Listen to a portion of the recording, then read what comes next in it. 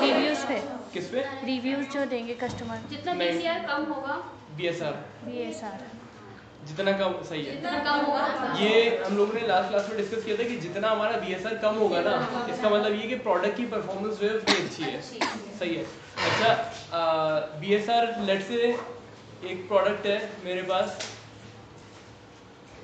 Marker है, उसका BSR है 40,000। कैसा बीएसआर है? तो वो ओवरऑल डिटेल्स का अंदाजा लगाएंगे।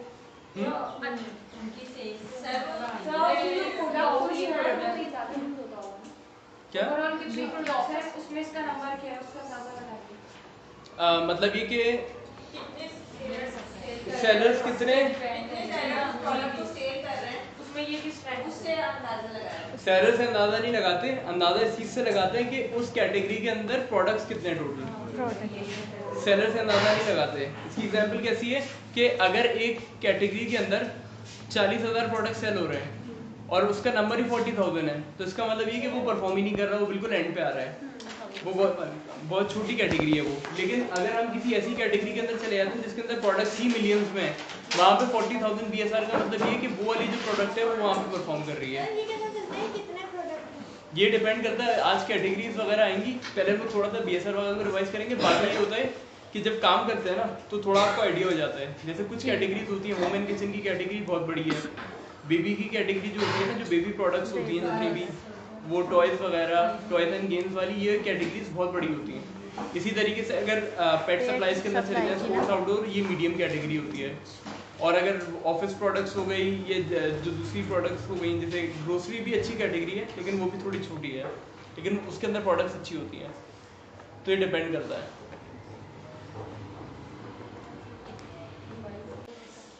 अच्छा, ये सबको याद है? किसी ने इंटरफेस खोल के देखा था अमेज़न का? जी सर। उसके बाद क्या किया था आप लोगों ने? प्रोडक्ट पहले ये कोड कौन सा लगाया था? 100। वैसे तो यूएसए का लगाया था, सही। डायरेक्ट यूएसए पे आए थे ना, तो ये आ गया था। सही है। डायरेक्ट ये खुला था। यूएसए का होना जरूरी है, ये जरूरी नहीं है ये वाला लगाएं।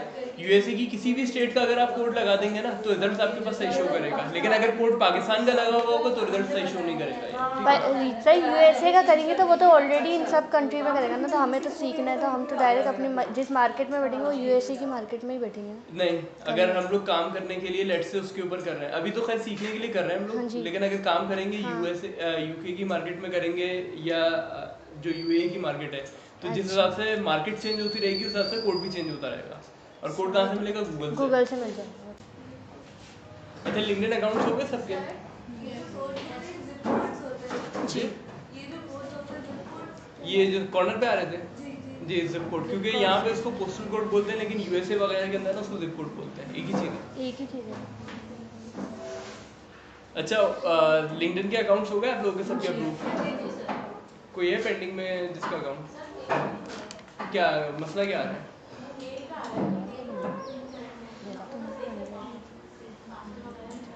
अच्छा, वो पासवर्ड रीसेट करना है खाली, बाकी तो अप्रूव तो हुआ है ना, बस फिर मसला नहीं है। अभी नहीं हुआ वेरीफाई, अब फिर एक काम करें, दूसरा बना के ट्राई करना है। नहीं, कोई मसला नहीं है। किस चीज़ पे आना नहीं चाहिए, क्योंकि आपका पहला रिजेक्ट हो गया ना, तो फिर मसला आना नहीं चाहिए अभी। अच्छा, ये अब हम लोग थोड़ा सा देखते हैं बीएसआर को और फिर उसके बाद आगे बढ़ते हैं। इसमें बीएसआर क्या नज़र आ रहा है और किस तरीके से नज़र आ रहा है? कोई बता सकते हैं बीएसआर में इसमें हो क्या रहा है? और सितंबर 23 में बीएसआर जो है वो बहुत ज़्यादा हाई था।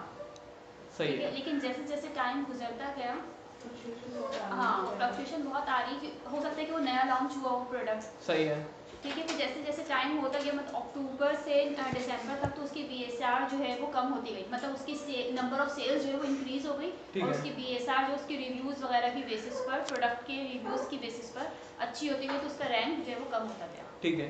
अच्छा, एक चीज़ ये यहाँ पे एक डिक्लाइनिंग ट्रेंड नज़र आ रहा है आप लोगों को सबको? यहाँ पे ट्रेंड डिक्लाइनिंग, इसकी वजह क्या है, क्या हो सकती है? क्योंकि देखें, डिक्लाइनिंग ट्रेंड का मतलब क्या है कि यहाँ पे जो बीएसआर का नंबर है ना, यहाँ कितना है? 150,000। यहाँ पे कितना है 50,000 25,000। इसका मतलब ये कि जो BSR है वो कम हो रहा है। BSR कम होने का मतलब क्या है? अच्छा हो रहा है, प्रोडक्ट इम्प्रूव कर रहा improve कर रहा है। है। तो प्रोडक्ट की जो इम्प्रूवमेंट है उसकी वजह क्या हो सकती है?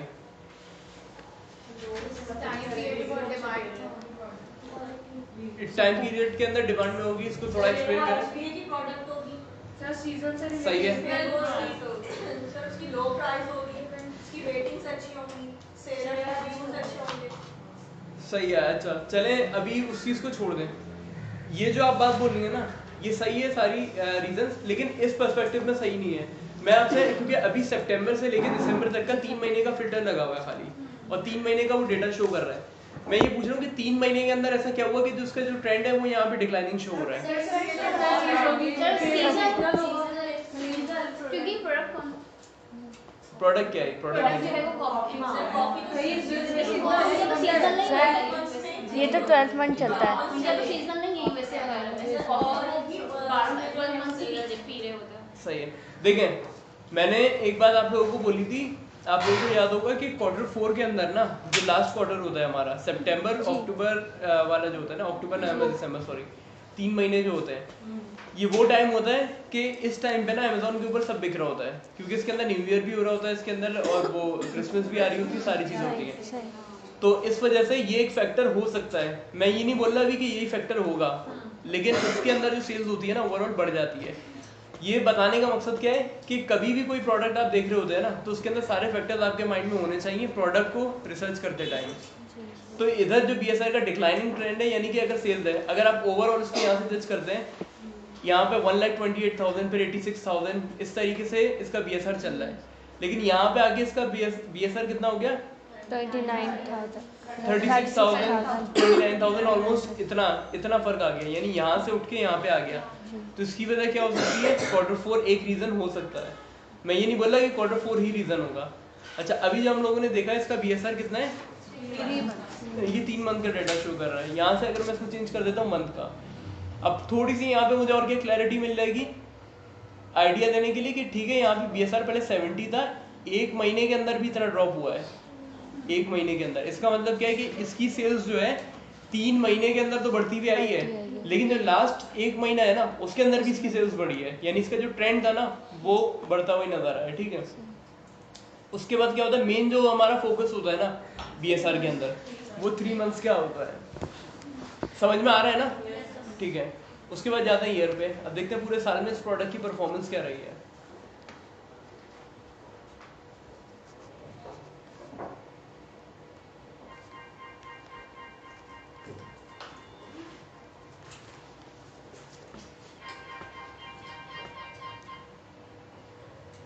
अच्छा, ये वाला भी BSR जो है ये स्टेबल होगा अनस्टेबल होगा? इसको क्या बोलेंगे? अभी हम पूरे साल का देख रहे हैं। अनस्टेबल है। अनस्टेबल कैसे होगा? बहुत ज़्यादा हाई। सही है। क्यों?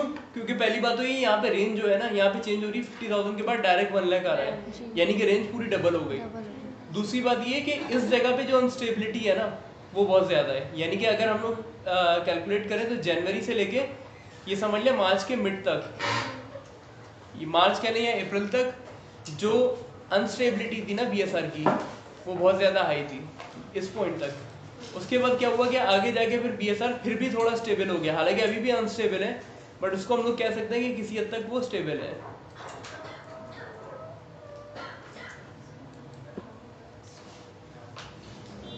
अच्छा, यहाँ पे तो चलें ठीक है, अब ऑल टाइम पे लेके आ रहा हूँ। अच्छा, ऑल टाइम का हमारा ऐसा कोई काम होता नहीं है, लेकिन हम लोग प्रोडक्ट का अगर ट्रेंड देखते हैं ना, वहाँ पे हमें थोड़ा सा समझ आ जाता है। यहाँ पे अगर मैं जाता हूँ ना, यहाँ पे BSR बहुत हाई है, यहाँ पे देखें इसकी वजह क्या है? प्रोडक्ट न्यू था तो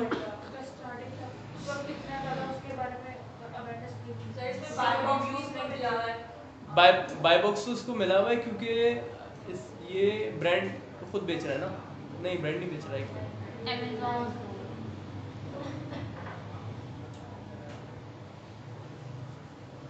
या तो ये ब्रांड किसी और नाम से बेच रहा है, और अगर ब्रांड नाम, या तो ब्रांड खुद अपना नाम चेंज करके बेच रहा है, या फिर उसने एक्सक्लूसिव राइट्स लिए हुए। ये अभी अलग टॉपिक है, लेकिन इस वक्त ये समझ में आ रहा है, यहाँ पे BSR हाई है, उसकी वजह क्या है? न्यू प्रोडक्ट था। न्यू प्रोडक्ट का मतलब ये कि उस पर कस्टमर को उसके बारे में नहीं पता था, ये मार्केटिंग नहीं कर रहा होगा अपनी, या कोई इतनी अवेयरनेस नहीं होगी, इस वजह से ये इसका BSR हाई था, लेकिन ग्रेजुअली जाके वो डिक्लाइनिंग की तरफ गया है। लेकिन अगर ओवरऑल देखते हैं यहाँ से, तो यहाँ से डिक्लाइनिंग की तरफ ही आ गया, फिर से ऊपर नहीं गया। अच्छा, इस तरीके से एक और प्रोडक्ट देखते हैं।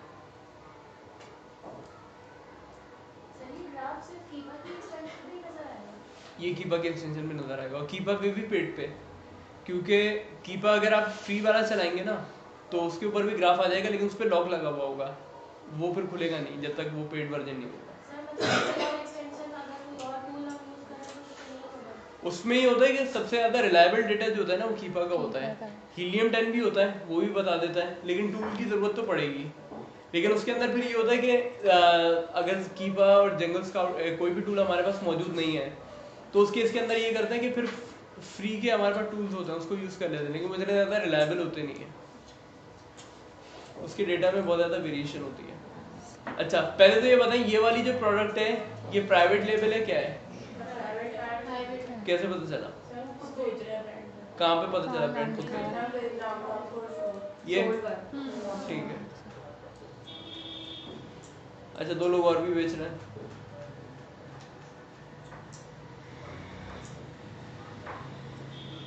अब प्राइवेट लेबल है, नहीं है, अब होलसेल हो गया। होलसेल कैसे हो गया? Amazon भी सर्च होता है और एक और प्राइवेट लेबल है। यहाँ पे जो बेच रहा है उसका नाम क्या है? Amazon warehouse. Amazon warehouse का मतलब क्या है? कुछ प्रोडक्ट्स ऐसी होती हैं, कस्टमर के पास पहुंची, उसने बॉक्स देखा, उसने बॉक्स खाली खोला, उसने प्रोडक्ट यूज नहीं करी, उसने रिटर्न करवा दिया। अब वो प्रोडक्ट जो होता है ना, Amazon कभी भी फ्रेश प्रोडक्ट्स के साथ मिक्स नहीं करता। अब वो या तो बोलता है कि उस प्रोडक्ट को वापस मंगा लो, या उसको लिक्विडेट कर दो, या Amazon को ही बेच दो। तो लोग Amazon को बेच देते हैं। तो Amazon करता है कि उसको Amazon वेयर हाउस के अंदर यानी कि यूज लाइक में चला देता है। अब जैसे यहाँ पे प्रोडक्ट की प्राइस कितनी है? $44, यानी कि ब्रांड खुद बेच रहा है तो कितने का बेच रहा है? $44 का। Amazon कितने का बेच रहा है? 41। कंडीशन क्या है? यूज हुआ है लेकिन न्यू है, ठीक है। तो ये सारी चीजें इसके अंदर फैक्टर्स होती हैं। उसके बाद 1 या 2 पीस होंगे मैक्सिमम, इससे ज्यादा नहीं होंगे। ये इसको सेल करेगा और निकल जाएगा।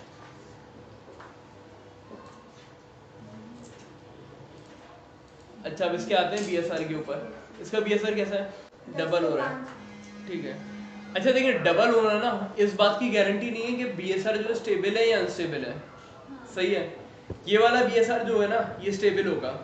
उसकी वजह क्या है? देखिए, डबल होने से कोई फर्क नहीं पड़ता। अगर BSR अभी 1000 है, कल को 2000 हो गया, तो ये नहीं बोल सकते कि BSR अनस्टेबल हो गया। मैं इसी एग्जांपल देता हूँ आपको। अगर किसी प्रोडक्ट का BSR 1 है, BSR 1 का मतलब क्या है कि वो सबसे ज्यादा अच्छा प्रोडक्ट जो है परफॉर्म कर रहा है। अगर उसका BSR डबल हो गया, डबल का मतलब कितना हो गया? 2 हो गया, तो उसको आप ये बोलेंगे कि अनस्टेबल है। अनस्टेबल नहीं है, इतनी फ्लक्चुएशन चलती है। वहां पे जो मसला आ रहा था ना पीछे हमारे पास केस में, वहां पे ये था कि 50,000 से वो डायरेक्ट 1 लाख पे जा रहा था। तो उसके अंदर जो डिफरेंस था ना, ये 50,000 से, जब हम लोग ने पीछे देखा था तो ये 1 लाख पे जा रहा था। वो स्पेसिफिक पार्ट की बात, ये वाला पार्ट था, चल इतना वाला जो था ना अप्रैल तक का, तो ये 50,000 से डायरेक्ट 1 लाख तक जा रहा था। तो ये जो था ना, ये तो अनस्टेबली कंसिडर होगा, ये इस रेंज में था, क्योंकि वहां पे फर्क बहुत आ रहा था। यहाँ पे 5,000 है, 10,000 है। देखें, BSR जो है ना उसका कोई हार्ड एंड फास्ट रूल नहीं है कि इतना होना चाहिए मैक्सिमम, लेकिन एक अंदाजा जो होता है ना, लोग बोलते हैं कि मैक्सिमम जो होता है ना इस कैटेगरी के अंदर, बड़ी कैटेगरी के अंदर 60,000 से ऊपर नहीं होना चाहिए। तो अगर 60,000 की रेंज में, वहां 50,000 से 1 लाख पे जा रहा था, यानी कि स्टार्टिंग में रेंज में था, बाद में जब बढ़ा ना वो रेंज से बाहर निकल गया, तो उसको हम बोलेंगे अनस्टेबल है। यहाँ पे हम लोग इसको कह सकते हैं कि ठीक है ये स्टेबल है, अनस्टेबल नहीं है। समझ में आ रहा है? कौन सी वाली? देखिए, BSR जो है ना ये डिपेंड करता है कैटेगरी टू कैटेगरी। कैटेगरी जितनी बड़ी होगी, मैंने आप लोगों को पिछली क्लास में भी बताया था, BSR का मार्जिन आपके पास उतना ज्यादा होगा, ठीक है। वाली चीज क्लियर हो गई थी। अब इसके अंदर क्या है कि जब बड़ी कैटेगरी होती है ना, तो उसके अंदर हमारी एक असम्पशन होती है। अच्छा, कुछ लोग 50,000 रखते हैं, कुछ लोग 60,000 रखते हैं। हम लोग अभी अपने माइंड में रखते हैं कि बड़ी कैटेगरी के अंदर मैक्सिमम BSR जो होना चाहिए 90 डेज का, वो 60,000 होना चाहिए, उससे ऊपर नहीं होना चाहिए। इसका मतलब ये कि अगर 60,000 BSR है ना बड़ी कैटेगरी के अंदर, इसका मतलब ये कि वहाँ पे सेल्स आ रही होगी प्रोडक्ट की। उससे नीचे जाएंगे यानी कि BSR कम होता रहेगा तो और अच्छी बात है, लेकिन अगर उससे ऊपर जाएंगे ना तो हम ये अज्यूम करेंगे कि वहाँ पे प्रोडक्ट थोड़ा सा रिस्की हो जाएगा, वहाँ पे सेल्स आना थोड़ा सा मुश्किल हो जाएगा। ठीक है।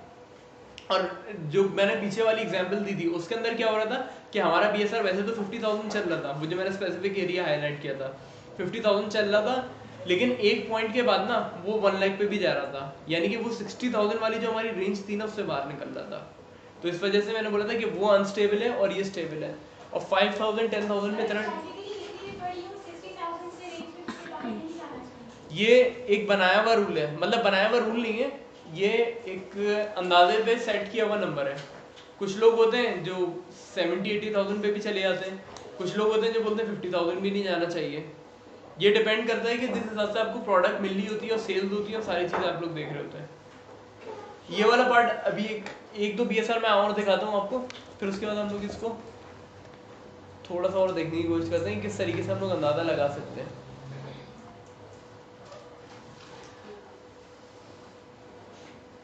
अब यहाँ पे इसका जो BSR है ये स्टेबल है अनस्टेबल है? स्टेबल है। अच्छा ये यहाँ पे एक हाइक आई है BSR बहुत ज़्यादा, इस पॉइंट पे जाके बहुत बड़ा है, मतलब सॉरी इस पॉइंट पे इस तरफ, इसकी वजह क्या हो सकती है?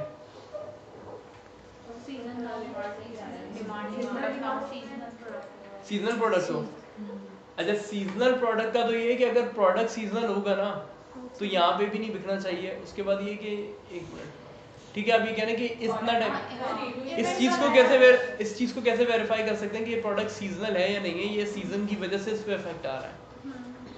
सर प्रोडक्ट देखेंगे हम, टाइम पीरियड देखेंगे क्या था। ठीक है, टाइम पीरियड क्या है? जुलाई का। अब इसके अंदर ये कर सकते हैं हम लोग, अगर ये हमें डेटा दे दे पूरा, अभी इसका डेटा जो है इसके अंदर ये नहीं दिखा रहा, स्टेबल ही है ये ओवरऑल अगर देखा जाए। यहाँ पे तो सही है, नई लॉन्च होगी तो शायद थोड़ा सा मसला आया हो। यहाँ पे सीजन वाला मसला नज़र नहीं आ रहा क्योंकि देखिए यहाँ पे भी जुलाई है, यहाँ पे भी डाउन है, उसके बाद यहाँ पे भी डाउन ही है। वहाँ पे जो थोड़ी सी फ्लक्चुएशन आई है ना उसकी वजह क्या हो सकती है फिर?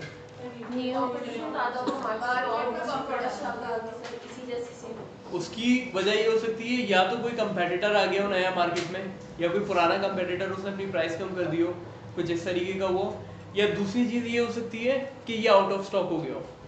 आउट ऑफ स्टॉक होने का मतलब क्या है कि जब भी प्रोडक्ट आउट ऑफ स्टॉक होती है, जाहिर सी बात है अब आप तो नहीं बेच रहे ना प्रोडक्ट, जब आप बेच नहीं रहे तो आपकी कोई परफॉर्मेंस स्कोर कार्ड नहीं होगा आपका, तो आपका जो कंपेटिटर है वो रीसेलिंग स्टार्ट कर देगा उस प्रोडक्ट की। उससे होगा क्या कि जो आपकी सेल्स होगी ना उसको मिलना शुरू हो जाएगी और यहाँ से आपका BSR, लेकिन ये दोबारा स्टेबल हो गया, इसका मतलब ये कि हो सकता है कुछ दिनों के लिए आउट ऑफ स्टॉक हुआ और फिर बाद में दोबारा इन स्टॉक हो गया हो। सही है, ठीक।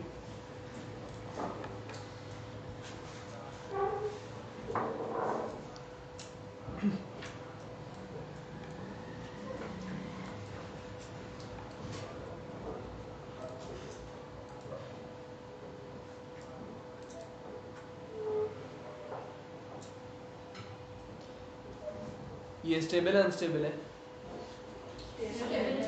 स्टेबल है। स्टेबल क्यों है? ठीक है, एक रेंज के अंदर है, सही है। और मंथ के अंदर क्या समझ में आ रहा है इसका? मंथ के अंदर क्या हुआ है? नहीं स्टेबल अनस्टेबल नहीं, मंथ के अंदर हो क्या रहा है, ग्राफ देख के क्या समझ में आ रहा है? नवंबर में कम, यानी कि इसकी जो डिमांड है ना वो ऑलमोस्ट डबल हो गई है। BSR तो स्टेबल है, रेंज के अंदर है, ठीक है, लेकिन इसकी जो डिमांड है ना वो ऑलमोस्ट डबल हो गई है। वो किस तरीके से पता चले? यहाँ पे जो स्टार्ट हो रहा है 30,000 समथिंग से हो रहा है, जब वो नीचे गया तो ऑलमोस्ट ये 11,000 यानी कि नंबर हाफ होता गया। इसका मतलब ये कि इस महीने के अंदर इसकी जो डिमांड थी इस प्रोडक्ट की डबल हो गई है, ठीक है। अब ईयर पे आते हैं, ईयर के अंदर क्या ट्रेंड है इसका?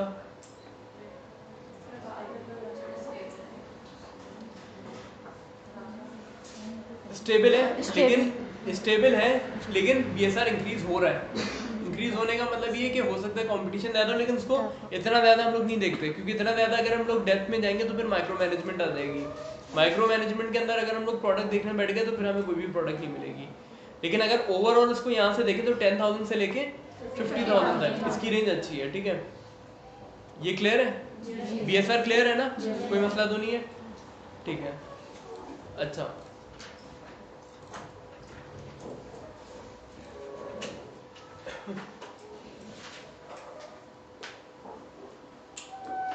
अब देखते हैं थोड़ा सा और चीज़ों को, फीचर्स को। ये जितने भी ऑप्शन हैं इसको भी हम लोग देखेंगे बाद में, पहले आगे की चीज़ों को थोड़ा सा कवर करते हैं।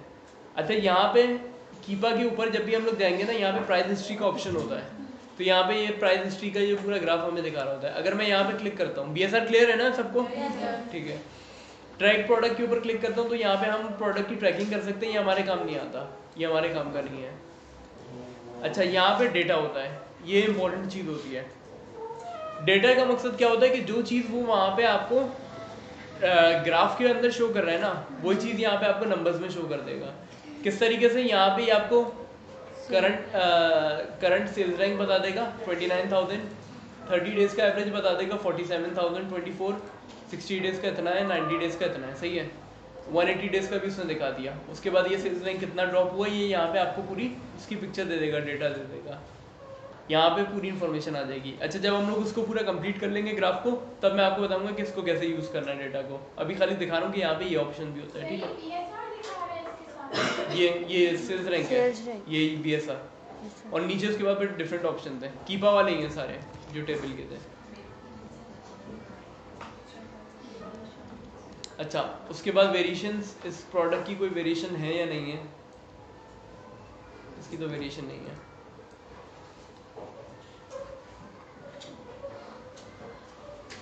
अच्छा, है 3 वेरिएशन है इसकी। ठीक है, अच्छा 3 वेरिएशन यहाँ पे मौजूद है इस प्रोडक्ट की। अच्छा, ये कैसे पता चलेगा कि कौन सी वेरिएशन सबसे अच्छी है या कौन सी वेरिएशन सबसे ज़्यादा इन डिमांड है? अच्छा, मैं बताता हूँ। देखें, अमेज़ॉन कभी भी सेल्स बताता है ना, यानी अमेज़ॉन पे कोई भी टूल होगा, भले वो हीलियम 10 हो, भले वो कीपा हो, भले वो कोई भी टूल हो, वो अगर आपको सेल्स बताता है ना, वो सेल्स पूरी लिस्टिंग ही बताता है। यानी कि अगर इस लिस्टिंग के ऊपर देखें, एक लिस्टिंग के ऊपर 3 कनेक्ट हुई हैं, यानी कि इसकी 3 वेरिएशन हैं। अगर वो 1000 यूनिट की सेल दिखाएगा ना, वो किसी एक वेरिएशन की नहीं दिखाएगा, वो तीनों की मिला के दिखाएगा। अगर मैं किसी के ऊपर भी चला जाऊंगा ना, वो मुझे सेल्स सेम दिखाएगा। अच्छा, सेल्स कहाँ से देखते हैं वो भी मैं अभी बताता हूँ आपको। तो अब यहाँ पे सवाल ये है कि अगर एक लिस्टिंग है, उसके ऊपर 10 वेरिएशंस पड़ी हुई हैं, तो क्या मैं 10 की 10 खरीद लूँ? वो वाली खरीदनी है जो सबसे ज़्यादा इन डिमांड होगी। वो कहाँ से पता चलेगा? जब हम लोग वेरिएशन के टाइप के अंदर जाता है ना, यहाँ पे ये प्राइस हिस्ट्री था, ट्रैक प्रोडक्ट था, डेटा था, इसी टॉप के ऊपर यहीं पे था वेरिएशंस का। वेरिएशंस के अंदर जब हम लोग जाएंगे ना, तो यहाँ पे इसको थोड़ा सा राइट की तरफ लेके जाएं, इसी तरीके से। यहाँ पे रेटिंग के आगे, जिसके आगे यहाँ पे बना हुआ होगा कब, इसका मतलब क्या है कि सबसे ज़्यादा रेटिंग जो है इसके पास आई है। अच्छा, यहाँ पे रेटिंग का मतलब वो क्या बता रहे हैं कि लोगों ने सबसे ज़्यादा रिव्यू जो दिया है ना, इस प्रोडक्ट के ऊपर दिया है। जिस प्रोडक्ट के ऊपर सेल ज़्यादा होगी, उस प्रोडक्ट के ऊपर रिव्यू भी ज़्यादा होगा। ये साइंस है बेसिक। तो उससे हम अंदाजा लगाते हैं कि अगर 50% रिव्यू इसके पास है, 21% इसके पास है, 28% इसके पास है, तो यानी कि टोटल सेल्स जितनी भी हुई है ना इस लिस्टिंग के ऊपर, उसके ऊपर 51% हम अज्यूम करते हैं कि इसने की है, 21% इसने की है और 28% इसने की है। सही है सर? अगर जैसे साइज का सारे क्या पॉजिटिव नहीं है? देख, 51% रिव्यूज जो है उसमें से कुछ नेगेटिव, वो नेगेटिव पॉजिटिव हो सकते हैं, वो हम इतना डेप्थ में नहीं जाते, वो हम लोग यहाँ से चेक कर लेंगे। 4.6 रेटिंग है, सही है, रेटिंग अच्छी है प्रोडक्ट की। अब 51 में से कितने पॉजिटिव है कितने नेगेटिव है वो हमें नहीं पता, लेकिन मेन चीज़ हमें ये पता है कि 51% रिव्यू आए, यानी कि 51% लोगों ने, सबसे ज़्यादा लोगों ने इसको रिव्यू किया है, तो इसका मतलब सबसे ज़्यादा यही प्रोडक्ट सेल हुई है। सही है सर? अगर साइज़ के हिसाब से जैसे चार्जेस भी अलग होते हैं, तो उसमें भी वेरिएशन यही होगी? वेरिएशन मतलब साइज़ के हिसाब से? जैसे इसमें 3 दिए ना, मीडियम, स्मॉल, लार्ज, तो उसमें प्राइस भी अलग अलग होते हैं ना 5 दफ़ा कुछ प्रोडक्ट के, तो उसमें भी एक ही साथ वेरिएशन देंगे? नहीं, अलग अगर अलग वेरिएशन की प्राइस चेंज होगी ना, तो हाँ। पहली बार उसकी फीस चेंज, अब यहाँ तो सेम है। हाँ, वैसे यहाँ अगर same चेंज है। होती है ना, हाँ। तो उसके अंदर ये होता है कि वो शो करा, प्राइसेस भी चेंज होती हैं और फीस वगैरह सब कुछ चेंज होता है। अब वो किस तरीके से हो सकती है, कुछ प्रोडक्ट्स होगी आप लोगों ने देखी होगी कि कोई सिंगल प्रोडक्ट बिक्री होती है जी कुछ लोग बंडलिंग करके बेच रहे होते हैं, pack of 2 pack of 3 pack of 4 बना के बेच रहे हैं। ऐसी बात है अगर यूनिट्स बढ़ाएगा तो प्राइस भी बढ़ा देगा, तो उस तरीके से करता है ना तो वो प्राइस भी चेंज हो जाती है। ये समझ में आ गया वेरिएशन कहाँ से चेक करते हैं, ठीक है। अब यहाँ पे प्रोडक्ट डिटेल्स मैंने दिखाई थी यहाँ पे आप लोगों को पहले, यहीं पे प्रोडक्ट डिटेल्स के बराबर में यानी कि डेटा के टैब के अंदर प्रोडक्ट डिटेल्स के बराबर में ऑफर्स का टैब होता है। ऑफर्स के ऊपर क्लिक करते हैं हम लोग, तो यहाँ पे हमें बता देता है कि कितनी सेलिंग है इस प्रोडक्ट की। तो यहाँ पे सोल्ड जो लिखा हुआ है ना, सोल्ड के नीचे आपको बता देगा कि इसकी 1140 यानी कि इसके इतने यूनिट्स सोल्ड हुए हैं, ठीक है। सोल्ड 30 डेज पे 0 शो कर रहा है, लेकिन ये डेटा भी गलत हो सकता है। एक मिनट,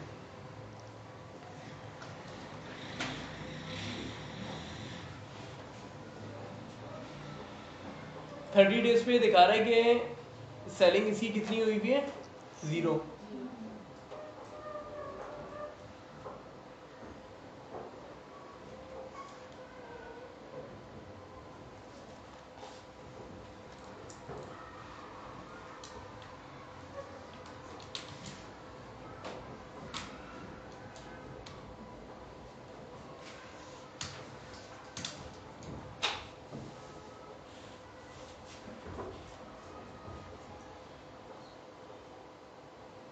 सही है। अब यहाँ पे जो कैटेगरी शो कर रहा है, अच्छा इस जगह पे ना शायद अगर मैं बताना भूल गया हूँ, यहाँ पे कैटेगरी शो होती है कि जिस प्रोडक्ट की जो कैटेगरी होती है ना वो यहाँ पे लिखी भी आ रही होती है। अच्छा वो किस तरीके से आई, अभी मैंने क्या किया था, मैं गया था अभी मैंने लिंक से लिंक खोले थे तो जाके ये वाली प्रोडक्ट खुली थी मेरे पास। तो कभी भी अगर आपके पास यहाँ पे कैटेगरी शो ना हो रही हो ना प्रोडक्ट की, तो उसका तरीका ये यहाँ पे जाए और ये डीपी के बाद यहाँ पे जो REF लिखा हुआ है, जो रेफरेंस लिंक डाला हुआ है ना, रेफरल लिंक जो डाला हुआ है, इस सबको सेलेक्ट करें और सेलेक्ट करके डिलीट कर दें।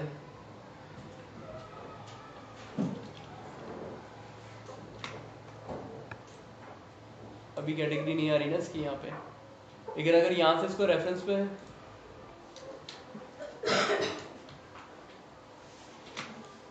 सेलेक्ट करके डिलीट करेंगे, अब यहाँ पे कैटेगरी आ जाएगी, ठीक है। अच्छा कैटेगरी जो है यहाँ पे किचन एंड डाइनिंग है, सही है, और वहाँ पे वो शो कर रहा है कि 0 यूनिट्स इसके बिके हैं। अब एक बात बताएं कि किचन की कैटेगरी बड़ी है मैंने बताया था, लेकिन इधर वो दिखा रहा है कि इतने BSR पे, हालांकि BSR इसका ज्यादा है, सेल्स नहीं आई। क्या ये पॉसिबल है या नहीं है? क्यों पॉसिबल नहीं है?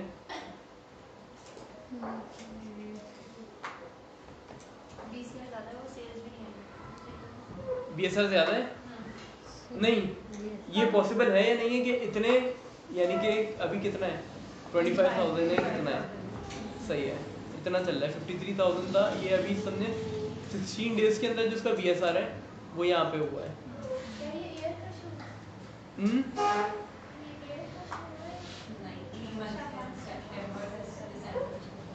3 मंथ्स का डेटा इसके अंदर जो है। अब ये क्या शो कर रहा है यहाँ पे, सेलिंग इस प्रोडक्ट की नहीं हो रही, उसकी वजह क्या हो सकती है वहां से, क्योंकि यहाँ से आके तो मुझे एग्जैक्ट नंबर पता चल जाएगा ना।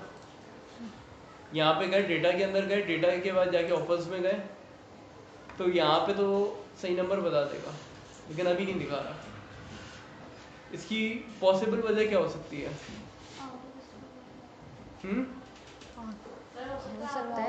अगर आउट ऑफ स्टॉक होता, आउट ऑफ स्टॉक की निशानी ये यहाँ पे बाय बॉक्स शो नहीं होगा, यहाँ पे बल्कि स्टॉक दिखा भी रहा है, कितना है 20 है, यानी कि इन स्टॉक है।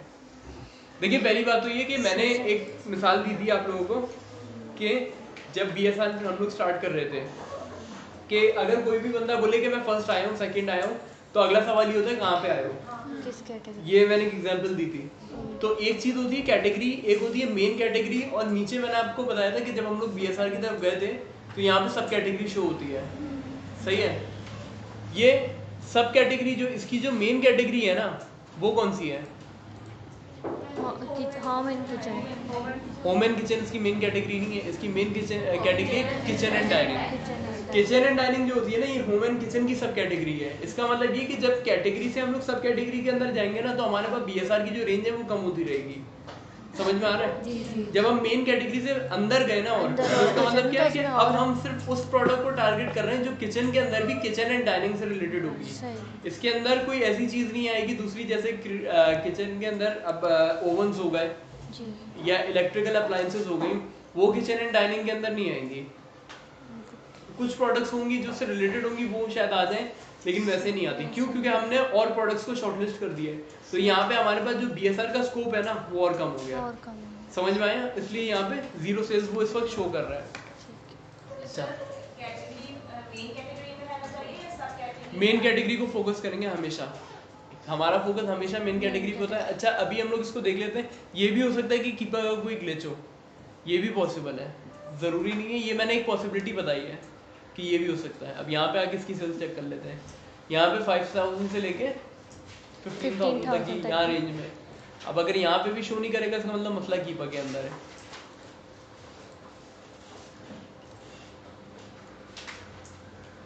ठीक है, सोल्ड 30 डेज में कितने शो कर रहा है? यानी 807 यूनिट इसके एक महीने के अंदर 30 डेज के अंदर लास्ट बिक चुके हैं। ठीक है, टोटल कितने बेच चुका है ये? 8,400। टोटल का मतलब क्या, इसमें और इस टोटल में क्या फर्क है?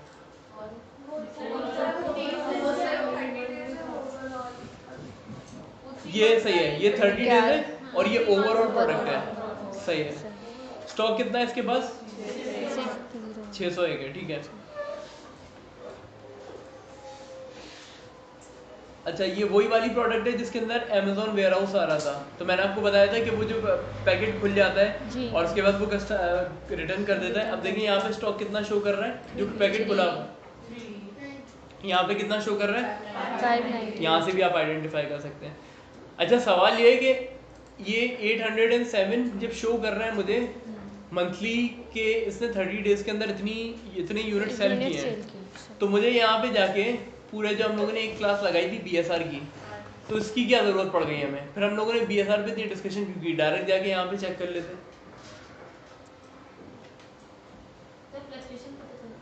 फ्लक्चुएशन मतलब तो उससे क्या हुआ? फ्लक्चुएशन से सेल्स तो फिर भी आ रही है ना, एग्जैक्ट नंबर पता चल रहा है, फ्लक्चुएशन से क्या हुआ? ये थोड़ी मेंशन है कि इस मंथ से इस मंथ तक जो है ना इतनी प्रोडक्ट सेल हुई है, तो हमें ग्राफ देखकर पता चलेगा ना यहाँ पर। नहीं, 30 डेज का रिजल्ट दे रहा है ना वो आपको जो डेटा शो कर रहा है वो तो 30 डेज का कर रहा है। उससे पहले का मालूम करना जब से प्रोडक्ट आएंगे। हम तो 90 डेज पर जाना पड़ेगा। सही है। देखिए, बीएसआर के अंदर जब स्टार्टिंग की क्लासेस थी, मैंने आप लोगों को बताया था कि बीएसआर के अंदर हमारा फोकस होता है, हम प्रोडक्ट की जो परफॉर्मेंस होती है ना उसको मेजर करते हैं, ओवरऑल परफॉर्मेंस को। अभी जो डेटा शो कर रहा है ना, ये 807 शो कर रही है। 807 का मतलब ये नहीं है कभी भी इस प्रोडक्ट की जो सेलिंग है ना वो 807 होगी नहीं, कभी भी नहीं होगी, गारंटी है इस बात की। या तो इससे ज़्यादा होगी या इससे कम होगी, लेकिन बहुत ज़्यादा डिफरेंस नहीं होगा। तो हो सकता है 800 हो सकता है 750 हो, जितनी भी हो, या ये हो सकता है कि 850 हो, इसी रेंज के अंदर होगा, ज़्यादा डिफरेंस नहीं होगा। तो हमारे पास ये जो नंबर आ रहा है ना 807 का, वो आ कहाँ से रहा है? यहाँ से। ये जो इस वक्त प्रोडक्ट डिटेल्स के अंदर मैं गया, यहाँ पे जो करंट बीएसआर चल रहा है ना, कितना है? 7446 करंट बीएसआर इसको अमेजोन ने ये दिया हुआ है। तो इस बीएसआर के हिसाब से जो सेल्स ऑन एवरेज बनती है ना, वो ये बनती है।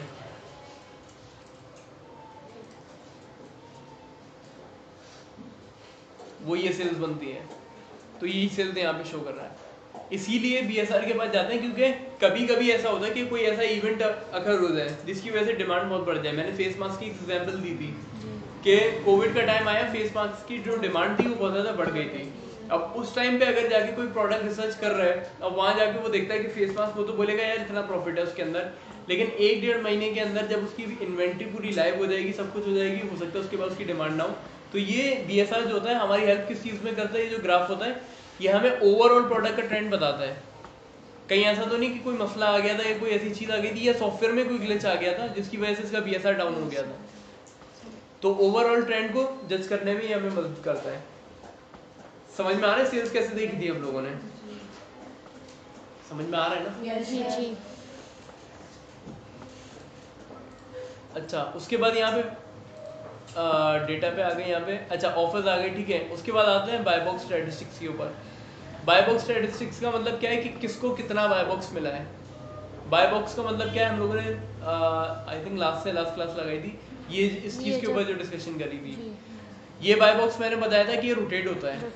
रोटेट होने का मतलब ये कि अभी एक सेलर के पास है, फिर दूसरे के पास चला जाएगा, फिर अमेज़न तीसरे को दे देगा, लेकिन किसको कितना मिल रहा है ये कहाँ से हमें पता चलेगा? ये हमें इससे स्टैटिस्टिक्स से पता चलेगा। इसकी देखते हैं कोई एग्जांपल अगर अच्छी मिल जाए।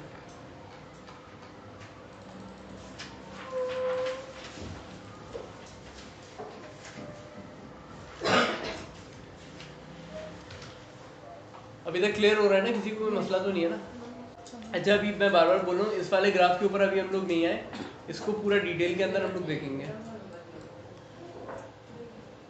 अभी मैं खाली बाय बॉक्स स्टैटिस्टिक्स दिखानी। अब यहाँ पे नजर आ रहा है आप लोगों को? सही है। अब ये जो प्रोडक्ट है, ये इसको बाय बॉक्स कितना मिला है, अमेज़न को कितना मिल रहा है, अमेज़न खुद भी बेच रहा है इस प्रोडक्ट को, कितना मिल रहा है 98%। इसको कितना मिल रहा है 1%, इसको 1, और इसको 1, लेस देन 1%। कितने सेलर्स शो हो रहे हैं यहाँ पे? 4 शो हो रहे हैं। इस प्रोडक्ट को एक्चुअली में कितने बेच रहे हैं? 69। यही काम होता है हमारी प्रोडक्ट रिसर्च का। अब ये जितने 69 है ना, ये वो हैं जो बस प्रोडक्ट लिस्ट करके बैठ गए होंगे, जिन्होंने शायद सेल्स चेक करी होगी लेकिन उन्होंने प्रोडक्ट रिसर्च नहीं करी होगी। इस प्रोडक्ट रिसर्च का मकसद ये होता है कि सारी चीज़ों को, सारे पॉइंट्स को हम लोग एवेल्यूएट करें। अब जाहिर सी बात है 69 लोग अगर इस प्रोडक्ट को बेच रहे हैं, बाय बॉक्स सिर्फ 4 को मिल रहा है। ऐसे 4 भी ऐसे हैं जिसमें 2 को तो चले फिर भी 1% मिल रहा है, जो ना होने के बराबर ही ऑलमोस्ट, लेकिन एक को तो मिल रहा है लेस देन 1%, यानी कि कभी मिल जाता है, गलती से फिर नहीं मिलता, इस तरीके से। तो इस केस के अंदर ये बाय बॉक्स स्टैटिस्टिक्स हमें बताता है कि इसके अंदर बाय बॉक्स रोटेशन है या नहीं है। यहाँ पे अमेज़न के पास 98% है। इसका मतलब क्या है कि अमेज़न इसके अंदर है बाय बॉक्स डोमिनेंट का मतलब क्या है, वो यहाँ पे डोमिनेट कर रहा है बाय बॉक्स के ऊपर। तो यहाँ पे ऐसी प्रोडक्ट के अंदर हम लोग नहीं जाएंगे। और ये हम लोग कहाँ से पता चलता है? डेटा के अंदर बाय बॉक्स स्टैटिस्टिक्स में हम लोग रोटेशन चेक करते हैं कि ठीक है, अगर सेल्स, इसकी सेल्स चेक करते हैं कितनी है।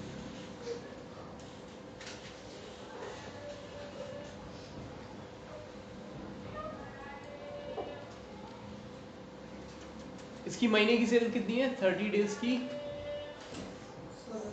1633। अगर अज्यूम ये कर रहे हैं, नंबर बढ़ा के दिखा रहे हैं, 1600 नहीं भी होगी, 1200 तो होगी कम से कम। इतना ज़्यादा फर्क तो नहीं होगा, 1200 भी बहुत कम करके बोल रहा हूँ। इसका मतलब ये प्रोडक्ट बहुत ज़्यादा सेलिंग प्रोडक्ट है, ये बहुत ज़्यादा सेल हो रही है। लेकिन उसके बाद अगर हमें बाय बॉक्स नहीं मिल रहा तो उस प्रोडक्ट का फ़ायदा क्या? फायदा नहीं है ना, हमें मिलेगा ही नहीं वो। जब हमें मिल ही नहीं काम रहा, ही नहीं एक होगा चीज़ नहीं हमारा। मिली, और यहाँ तो इस प्रोडक्ट का इस वजह से हम लोग लेंगे ही नहीं इस नहीं जा product। सकते, ठीक है। अच्छा, बाय बॉक्स यूज स्टैटिस्टिक्स होती है, ये आपको बताता है कि यूज यानी कि जो यूज प्रोडक्ट होती है उसका बाय बॉक्स जिसको मिला है वो हम नहीं देखते, क्योंकि हम न्यू डेटा में ही जाते हैं, तो यूज से हमारा कोई लेना देना नहीं होता। उसके बाद अर्न मनी छोड़ दें, ये पता नहीं क्या सेटिंग्स हैं ये की। वो लोग यूजुअली वो लोग होते हैं जो ये वो ही होते हैं। अब यहाँ पे उसके बाद अगर शो नहीं हो रही ना सेल,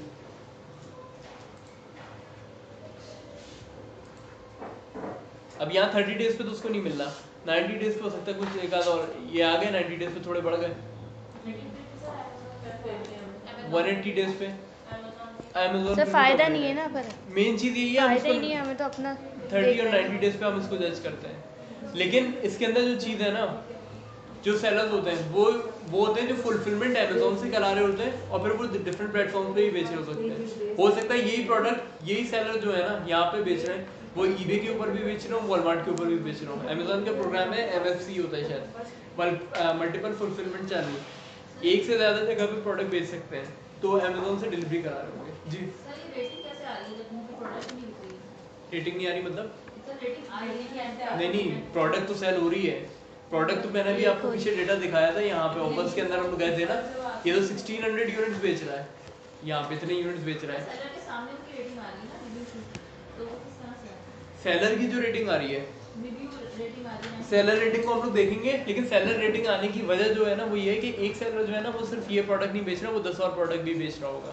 तो उसके बाद जो रेटिंग शो हो रही होती है ना, वो टोटल 10 प्रोडक्ट की शो हो रही होती है, वो किसी एक की नहीं होती। सही है, यहाँ पे क्लियर है? बाय बॉक्स स्टैटिस्टिक्स सेल्स किस तरीके से देखते हैं, ठीक है।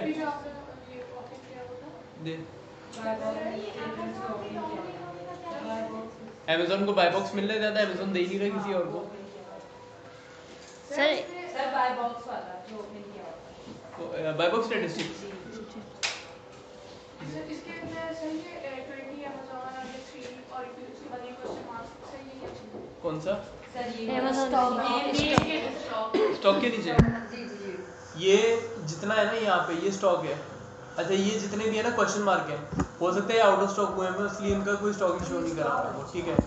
अच्छा यहाँ पे जो होता है ना इस तरीके से होता है, यहाँ पे वो आपको परसेंटेज देता है, परसेंटेज में कि कितना बाय बॉक्स किसको मिल रहा है, ये कहलाती है परसेंटेज कि कितना बाय बॉक्स का शेयर कितना मिल रहा है, ठीक है। मतलब जो यहाँ पे एड टू कार्ट और सेलिंग वाला आ रहा है।